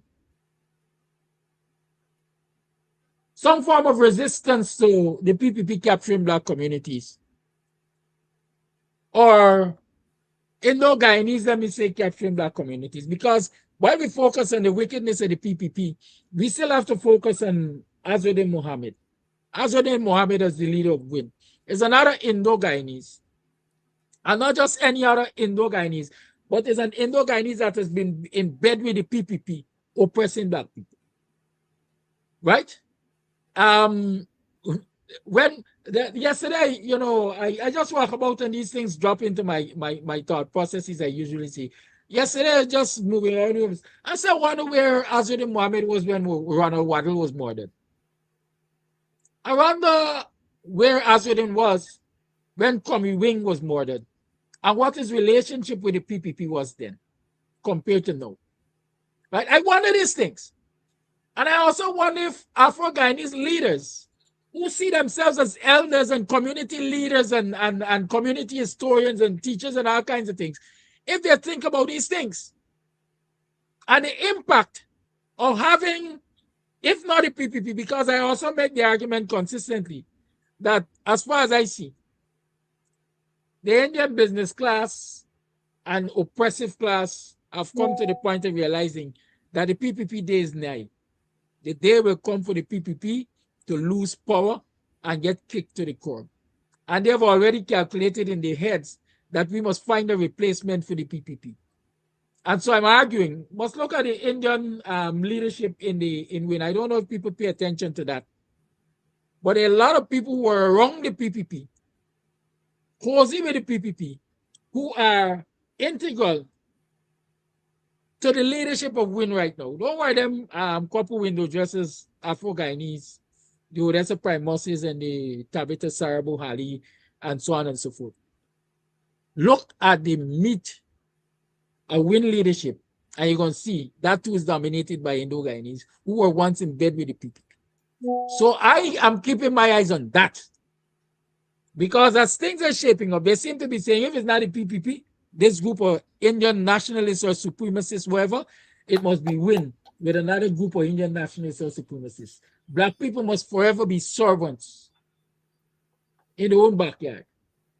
And there are many who disappoint me because they're supposed to be aware, they're supposed to be versed, they're definitely elders, they've definitely been exposed to, I would say, more than I've been exposed to as African Guyanese. And when you see that behavior, you say, listen, these two are part of the problems. Yesterday, there was a function at the Buxton Museum and Culture Center. I think it's museum's anniversary. But I know Buxton people know that I talk my mind. I don't call favor nothing. I just say what I want to say. I am sitting at home. Of course, I was invited to the function and I decided I ain't going to the function. And I will tell people why I don't go to anything that museum has. I will tell people now, in case they founder members of the board and so on, every year I can tell you why I don't go to anything I got. A couple years ago, I was invited to that museum around this time for one of these anniversary celebrations and so on. Only to sit there and see Irfan Ali turn up. It was a period of heated political battles. The PPP versus us. It's as simple as that. And for whatever reason, this man thought it fit to invite Ali to lecture Buxtonians and make promises. Right? He of himself will tell you that none of the promises Ali made were delivered. He will tell you that. But here again, several years later, when we should be celebrating the anniversary of this thing in Buxton, I am sitting at home and hearing that Azzuddin Mohammed is there, invited to be part of whatever celebration is. They got a lot of black people who, for their own personal reasons, are freaking slave catchers in this community. And when I say this community, I'm talking about black community. And they contribute to the problem. They don't see the need to consolidate black people to confront this oppression which black people are faced with. And they don't understand that the more they invite the Azzuddin Mohammeds and so on to get a tour into the communities and address black people, the more they are contributing to the fragmentation of black people. And so we can't consolidate enough to throw this monkey off the back. Right? So I have to get that off my chest, and I want to get that off my chest now because it's a part, we're talking about this whole, the whole conundrum, if I can call it that. And so a lot of the nonsense that blacks are faced with in this society are contributed to by folks like these who continue to want to, I don't know, prove that they're the bigger person or just roll up in bed with where they think resources are so that they could further fatten themselves, or I don't know. Years ago, and it's aggravating because we seem not to want to learn. Years ago, we still got a brother in this village named Boywood who took it upon himself to offer to deliver Buxton to the PPP. The rest is history. Years later, we're confronted with a similar situation where it would appear as though these people want to deliver Buxton or deliver black people to whoever is willing to pay a price to them. We got duty to call them out because they're part of the problem too. Let's go back. When you want to say anything before I go back to the voice note? Yeah, I actually do want to say a little. And Kidaki, the points that you would have just made are some excellent points. And I've seen this across in a few villages. And I want to somewhat identify Plaisance to some extent, you know, where people have invited the PPP in. And just remind people here of some historical context that Praderville land, that Barajagdio sits there with his mansions and the DPP and all of these people who sit there, that's ancestral lands there that were taken away. Okay? That was not purchased at face value. Okay? Many thanks to Irfan Ali being the Minister of Housing at the time, right? Okay? Now, what Brother Kidaki would have just said there, it is so accurate that I have always warned on programs that I do and always encourage people to please vet your leaders. Vet them inside out. All right?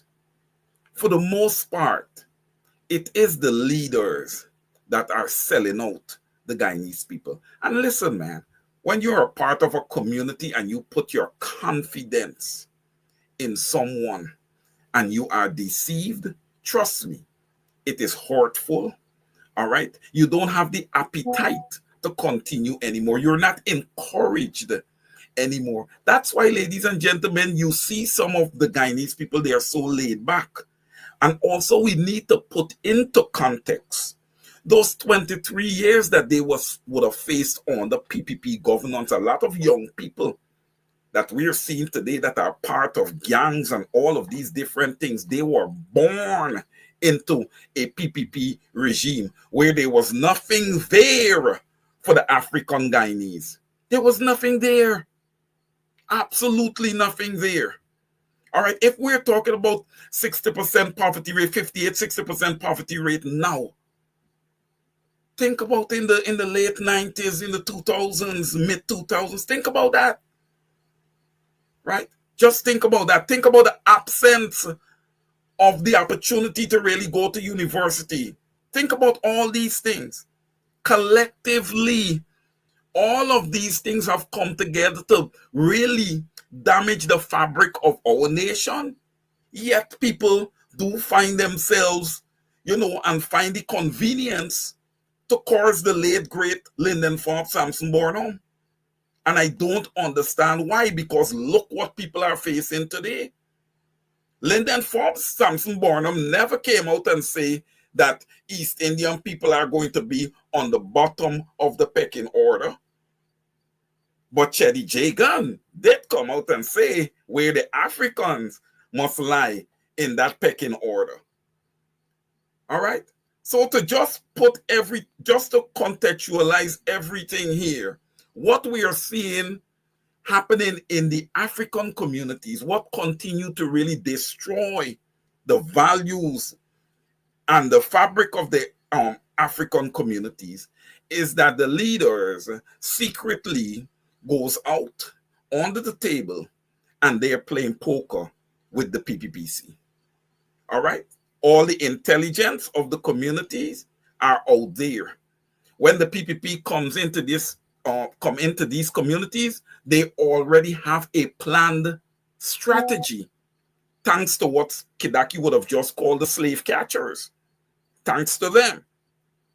All right. So what we're seeing, all right, while yes, you'll blame the government. Another thing, before I close off on this part, another thing, what the government does, they oppress and they suppress the African communities. All right.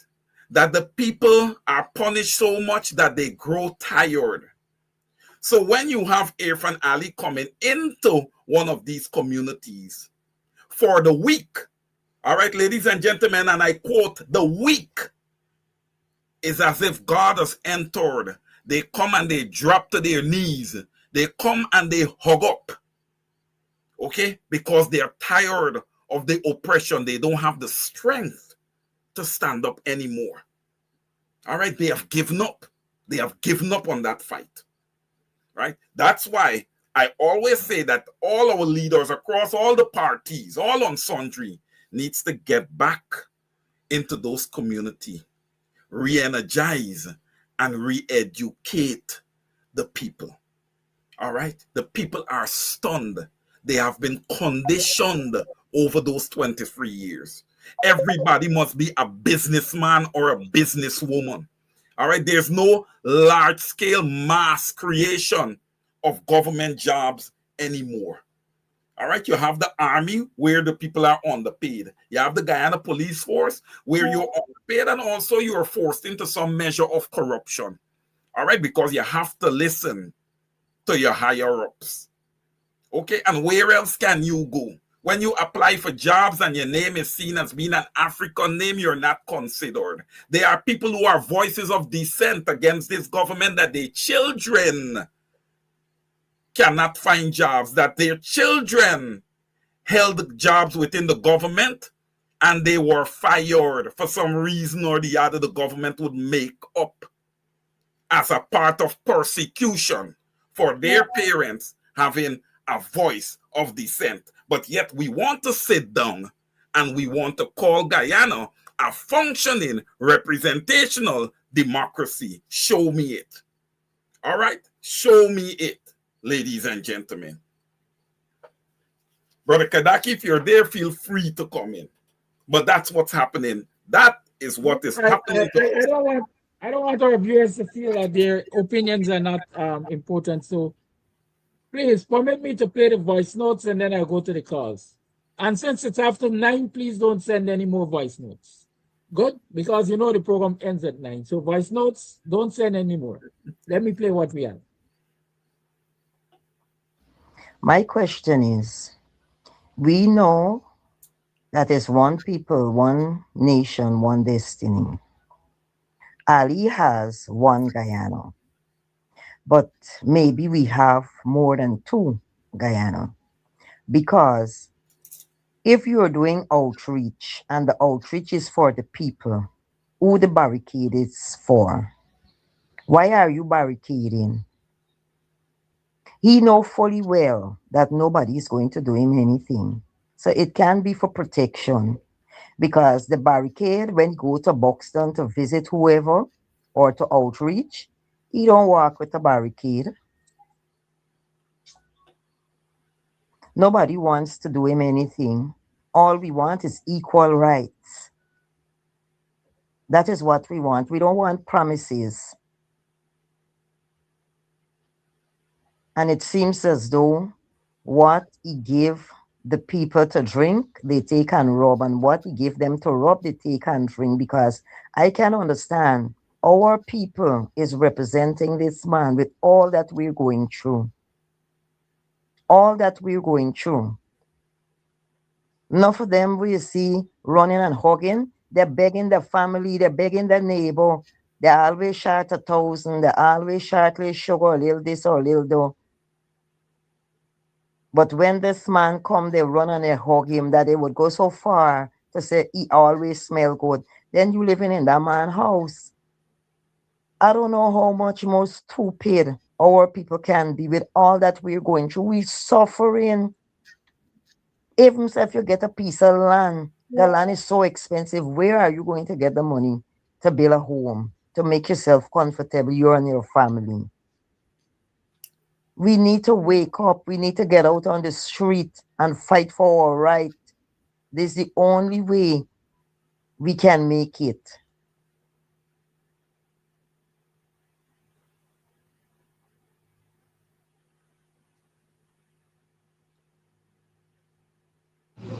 Kidaki, good morning, Wayne, good morning, viewers. I don't care what the people are doing with Azradin Mohammed. He never in my book. Azradin was in the belly of the beast. And I don't care nothing. I don't even want to hear his name. Tell you the truth. I don't want to hear his name. You see, black people better wake up. They better wake up. You see, oh, PPP send Azradin in all them black villages for broke up the new WPA team. Black people, especially the young people, wake up. Money is not all. Think about your future, your children, your children's future. Wake up, y'all still sleeping. All what going on, all is sleeping. 6 bora for $2,000, 1,500 for salary. How much you shell out? Wake up. Bornam say feet close and house are yourself. Wake up. Are you sleeping? Bye. Have a great day.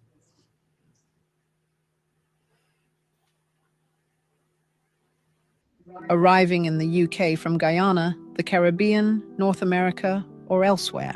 Start your journey with ease and comfort by choosing First Class Travel Service, one of UK's leading providers of premium airport transfers. Enjoy a smooth, stress-free arrival by booking your comfortable and reliable airport taxi before you arrive.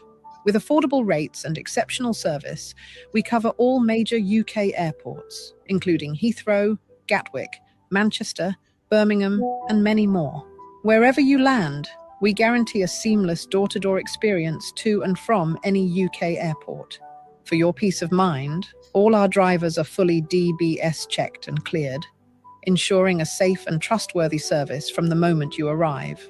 Our friendly staff will meet and greet you in the airport arrival hall, assist with your luggage, and escort you to one of our luxurious vehicles. So wait no longer. We're ready to look after you from the moment you arrive in the UK. You can contact us via email info@firstclasstravelservice.co.uk, office phone +4 4195 2287 176, WhatsApp +4 479 136 0576 5 or +4 479 009 50171. Or simply fill in our request, a quote form, at www.firstclasstravelservice.co.uk. Travel with confidence. Travel first class.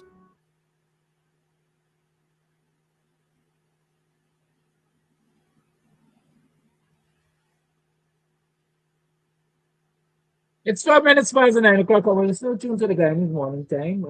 I still have some voice notes to play. So let me continue with that. Anybody Kidaki morning viewers. Good morning, all right thinking Guyanese. All right thinking Guyanese, all the length and breadth of Guyana and in the diaspora.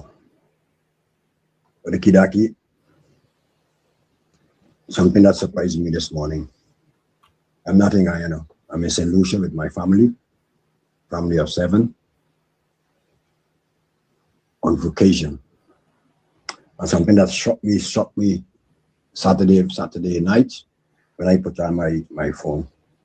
I see Mohammed on the crossover, highlighting the fault that the crossover have, that every time that the APN doing something, the PPP always leave it to mash up.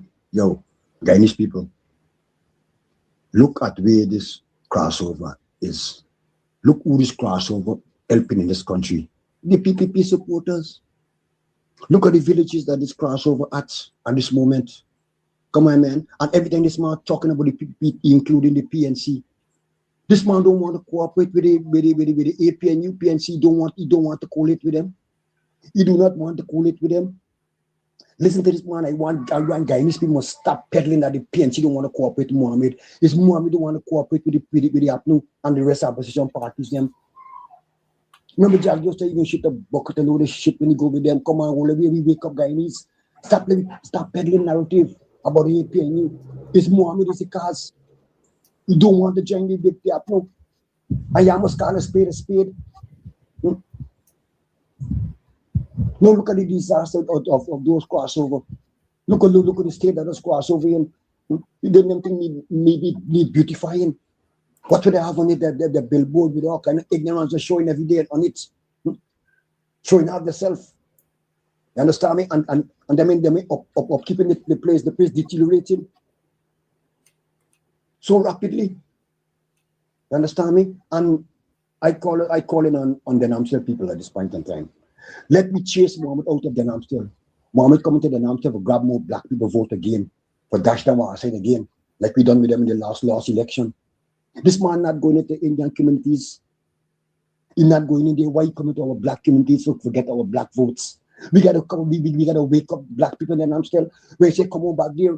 I'm gonna protest Mohammed. Every time we come to the Namstel, I'm gonna embarrass you. Every time you come to the Namstel, I'm gonna embarrass you. Trust me. I'm gonna embarrass that man when he come back to the Namstel. That man is a snake.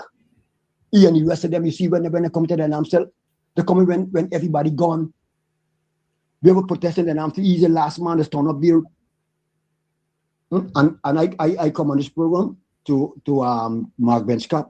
I call you to apologize to Ingrid Austin concerning black or your black or. I will put my neck on a black. Ingrid Austin is an APNU to the bone. I can talk for them too. She and her son, Rexy. I can talk for them too. From the bottom of my heart. Them is up to the bone. And I call on you to stop blacking her and apologize to her for what you have said concerning her. I won't talk for the rest. I don't trust the rest. I talk to my heart. I don't trust the rest because I just see that with Mohammed. I just see some of them with Mohammed. So I don't trust them. Some of them I may understand they are PPP. So I don't trust the rest. I'm talking for Ingrid and her son. Nobody else. That is my take. That is my belief. This morning.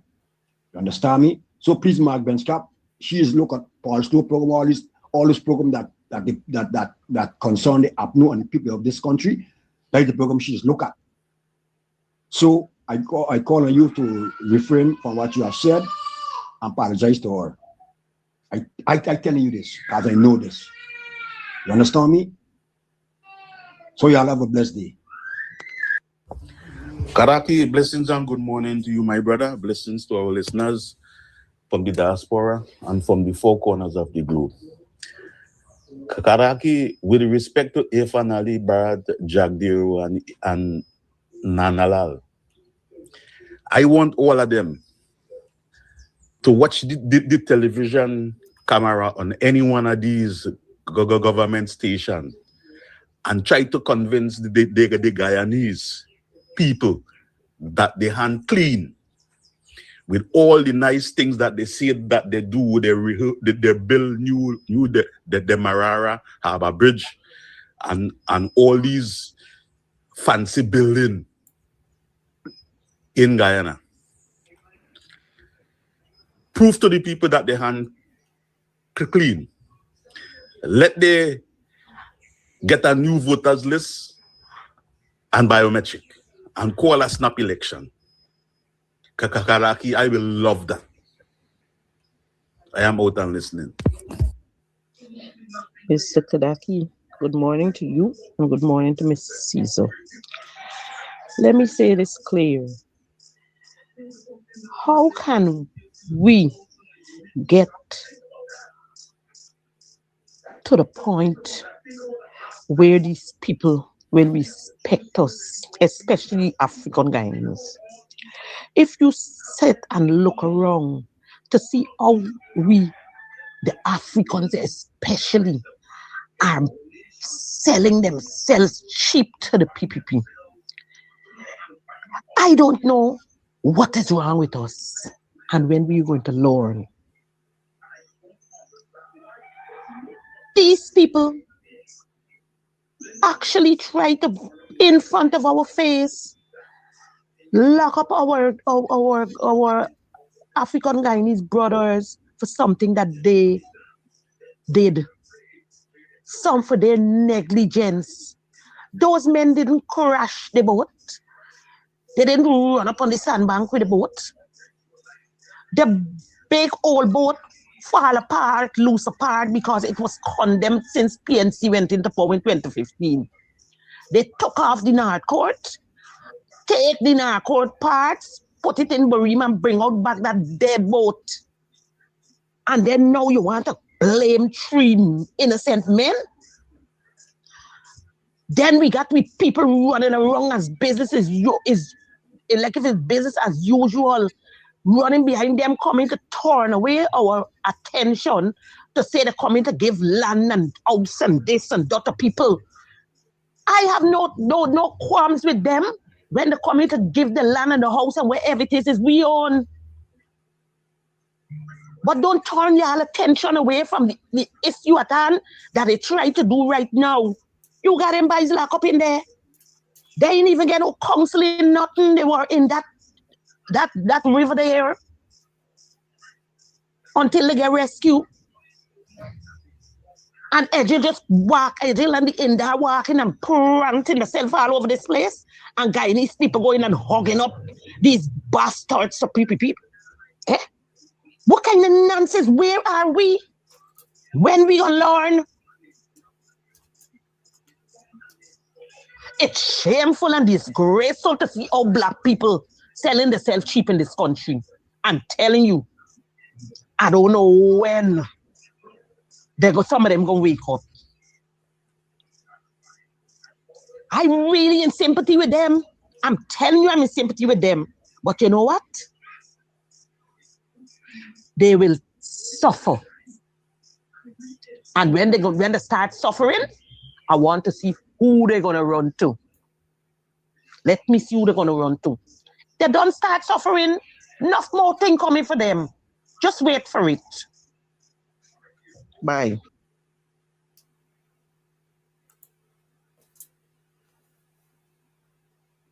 Thank you for those voice notes. It's 21 minutes past the 9 o'clock hour. Let's take a couple of calls. We'll take 2 calls or so, and then Wayne, you will do the honorable thing. So the last remain open 6225922 is the number to call. While we're waiting for that call, if you want to speak, Wayne, go right ahead.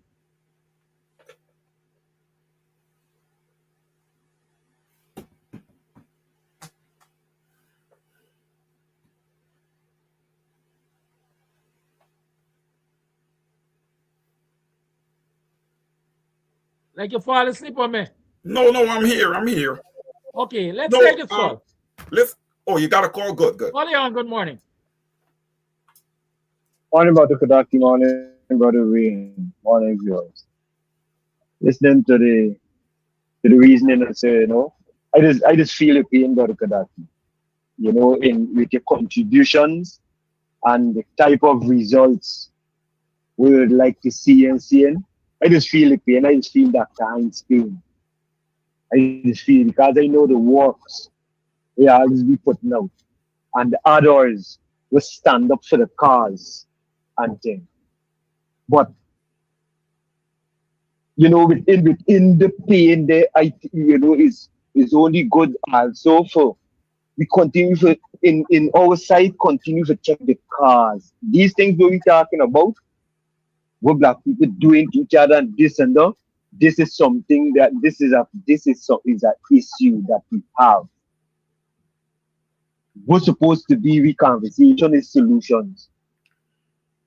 Because when I listen and I hear we go say things like I don't know what's wrong with these black people and I don't know what's wrong with yourself.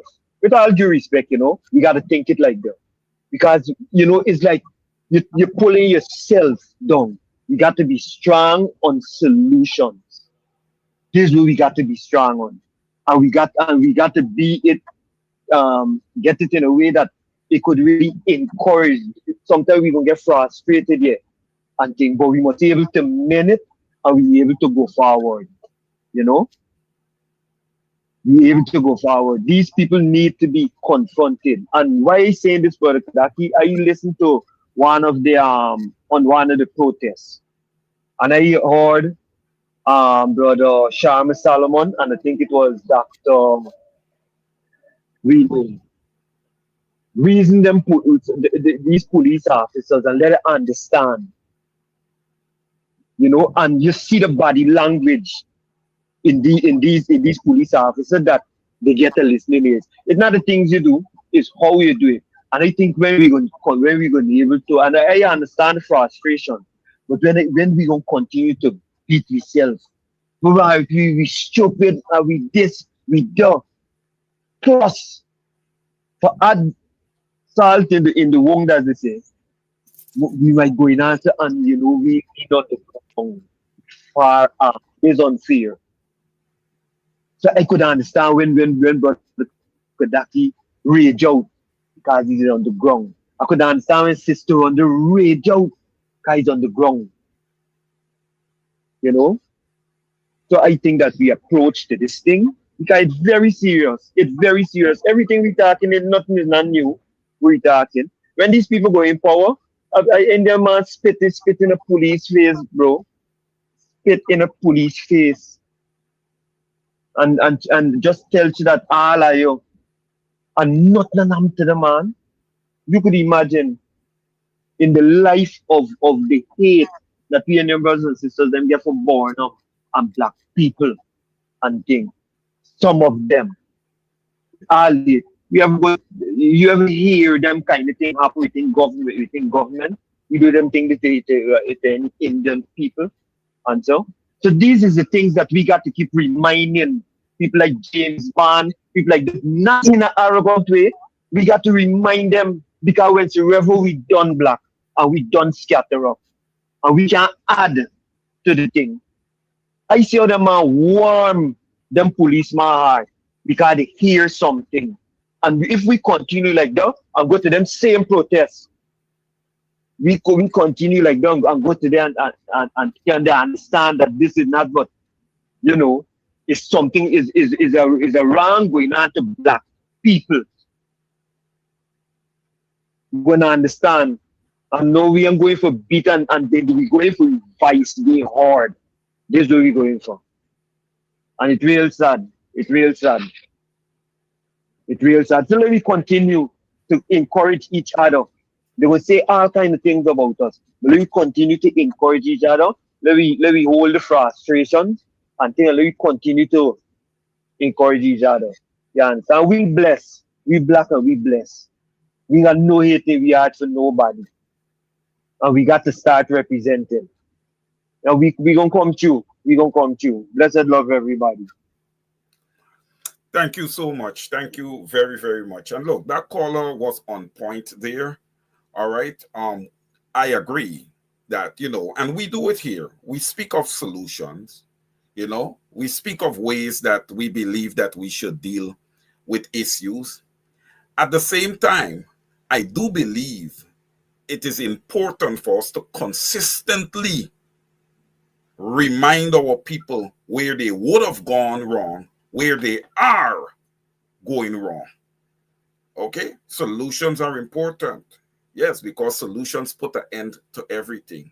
Solutions are problem solving techniques that we're going to try to put in place and implement in order to solve the issues that Guyanese are facing. Look, I want to make it lucidly clear. Me as a political contributor and as an African Guyanese gentleman, I want to say this. I am not sitting here with a narrative that I want to see a black government or a predominantly African Guyanese government.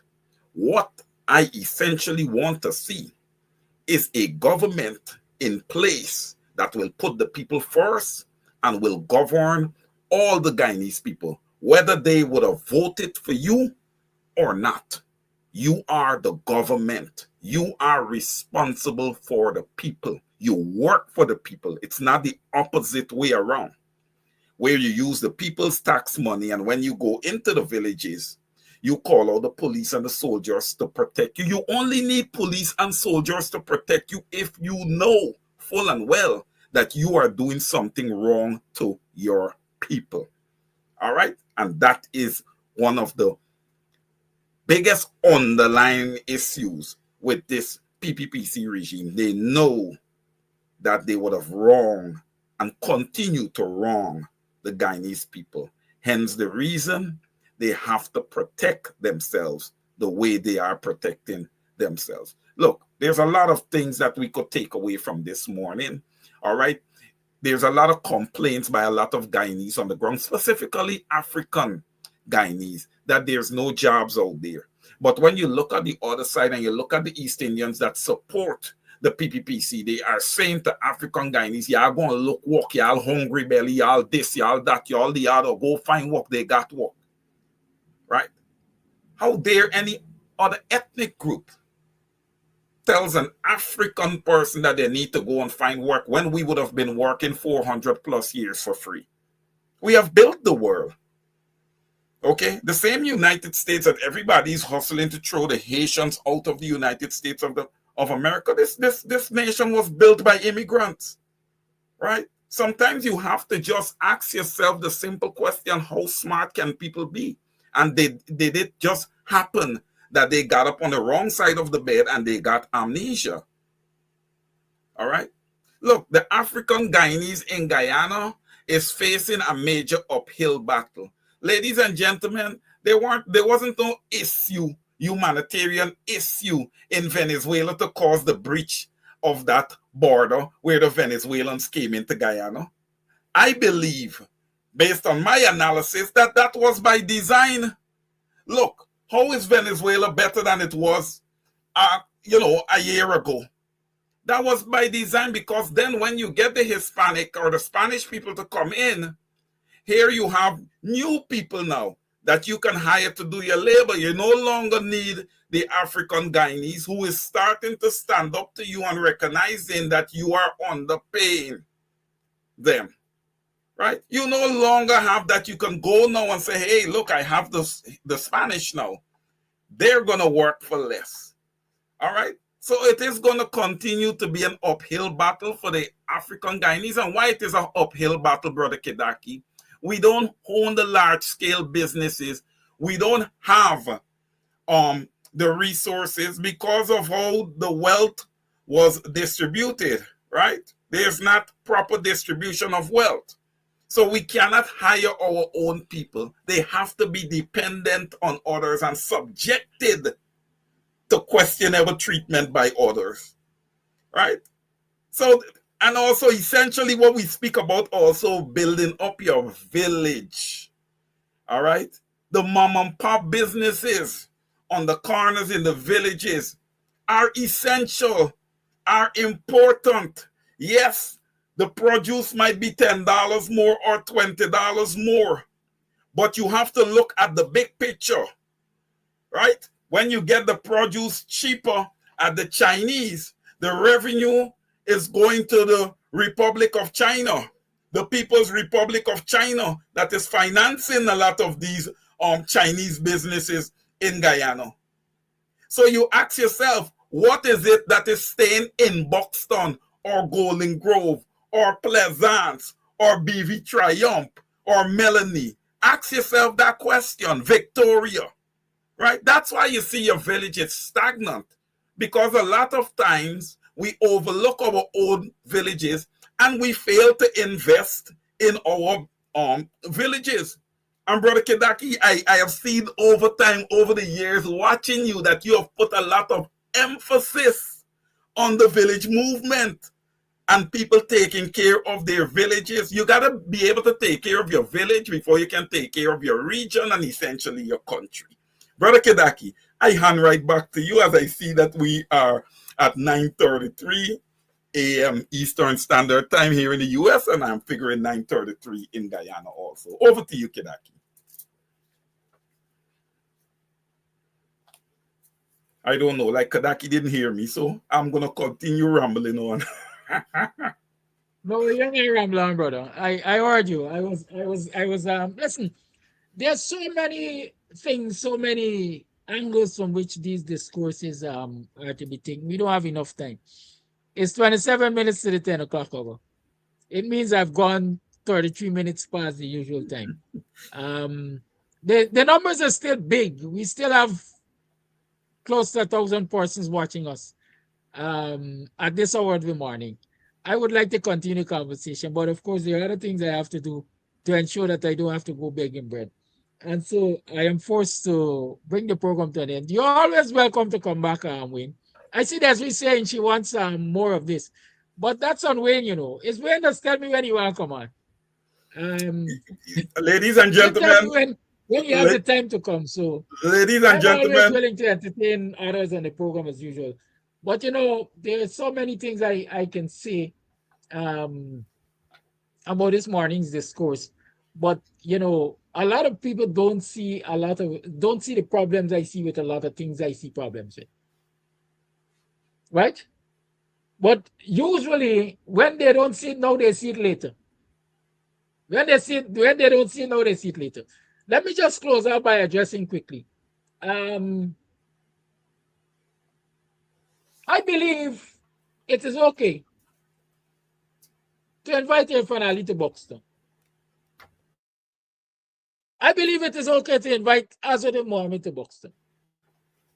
I believe it is okay to invite anybody to Buxton. But there's a time and there's a place for everything. My position is simple. I got a problem with Eric Phillips. I can't have a problem with Eric Phillips inviting or hugging up and loving up Ali at the Emancipation Festival and providing an opportunity for Ali to tell black people foolishness. And I ain't got a problem with Keith Easton and the Buxton Museum doing the same thing with Azadeh Mohammed in Buxton. Right? A couple of years ago, and you people know of this, when Mark Phillips wanted to come to Buxton on the eve of emancipation and address Buxtonians and others who were participating there, and we said to him, this is a black man, whether you like it or not. No, you can't come on we stage to tell nobody no. You could come. We would welcome you as a guest. You could be in the audience. You could enjoy. You could observe. You could learn. But you're not going to be given the opportunity to talk on this stage, not at this period in time, because this day we talking about black people business. And as far as we're concerned, despite the fact that you're black, you don't have black people interests at heart. And I'm saying the same thing.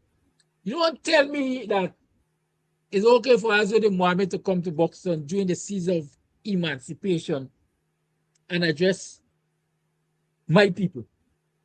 We talking black people business. You don't come and tell me now that you're concerned about black people, because I'm asking the same question. Where were you when Ronald Waddle was murdered, when he was fighting for black people? Where were you when Tommy Wayne was murdered, when he was fighting for black people? And the list can go on. Where were you when the PPP was abusing Guyanese? Where were you when you were providing protection for the abusers of black people in this country? Right? Those are my problems. I said to y'all, Azadeh I got a role to play because he got money to match the PPP. But that doesn't mean I will give Azadeh a free pass. That doesn't mean his money will wash him clean in my eyes, because he has done and he has contributed to and he has been among people, and as far as I know, continues to be among people who have been doing harm to Afro-Guyanese in particular and Guyanese at large. They can't go down easy with me.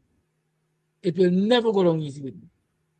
And for those of you who believe that I have this attitude because Azadeh Mohammed is an Indo-Guyanese, no, I got the same attitude to Afro-Guyanese. There got some Afro-Guyanese I refuse to be in the same room with them. Even in this very Buxtonian community, I refuse to be in the same room with some Afro-Guyanese because they don't have the interests of my people at heart. You think anybody could take me in any room with James Bond, at least now, and tell me about be cordial to James Bond? Eh? You think anybody could carry me in any room with Ejel and tell me be cordial to Ejel? In the first place, I wouldn't even be in the room, Because once they're there, I refuse to listen. Let me don't use that slang because it gonna come across as nasty. My politics, and I will maintain my politics, is different than a lot of other people's politics. There's some places in this country will not get me to go to. Not because they personally are me, but they have been part of the problem for my people in this country. A black man going into a place like Palm Court back in the day, so people spit in his face. You think you could get me for going Palm Court? I don't care how many owners it change.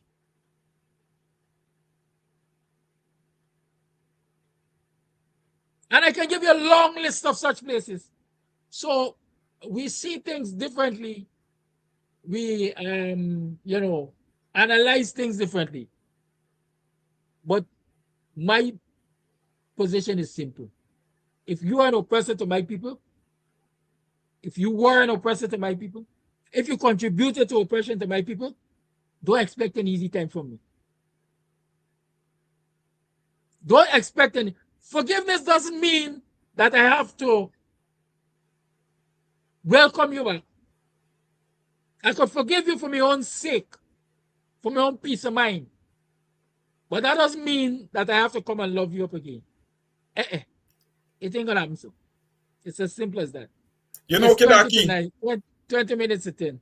I know you want to run, but I gotta say this. Yeah, you're close. I gotta say this to that point that you just made. And you see, your point is clear, it's concise, and it is accurate, right? And I have said this before, and I'm going to say it again.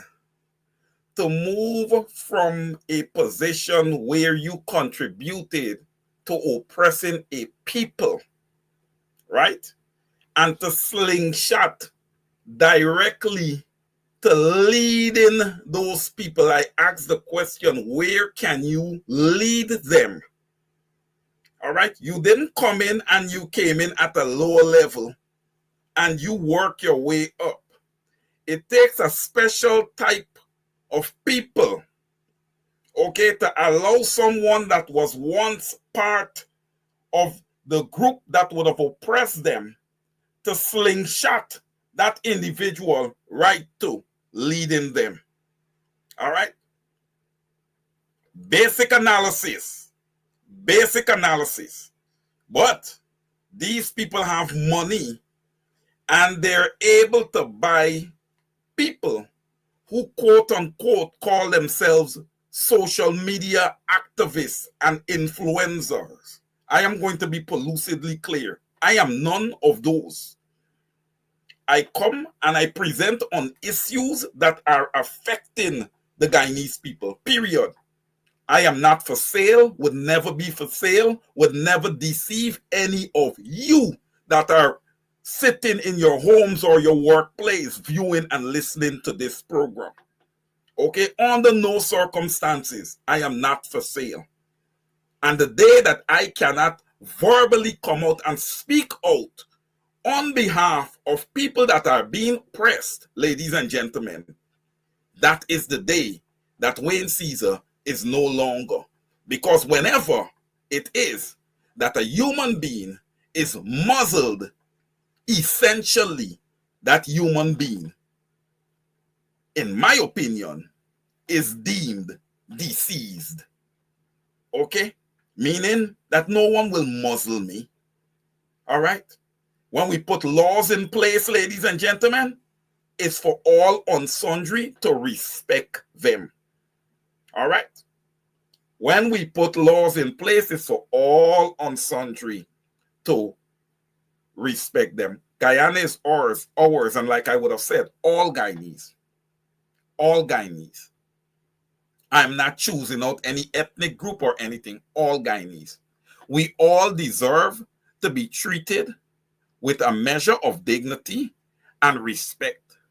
I don't care about who believe that they want to take over from colonial masters and do what they want to do. It ain't happening. This is a different time. And you guys can't come with that thing, oh, people are done, so people are half of a human being. When they vote, it's only a half a vote, and all of these type of stuff. Because when you look around this world, ladies and gentlemen, the Africans have invented so much. All right? So much. So what does it show? It shows of their intelligence. It shows of their intellectual capabilities and capacity.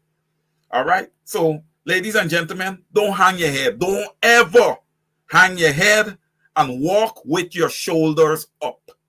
Head up, shoulders up. All right? We are equal to anyone else out there. No one is superior to us. We are not saying that we are superior to anyone, but what we are saying is that no one is superior to us. And you must teach that to your children. You must teach that to your children. Because let me say something to you, brothers and sisters, this morning. The PPP and the cabal, okay, will teach their children to send a certain message, all right, to the African children that they are going to interact with in school about rich and all of that stuff. Let me say something also. I don't believe in financial riches. You need money in order to exist, in order to be able to provide for your family and stuff like that. But I believe people are rich in love, in integrity, in moral values, all right? And general love one for another. That's what I call being rich, all right? Not financially rich. Brother Kidaki, if you're in, come in so that we can close off, my brother.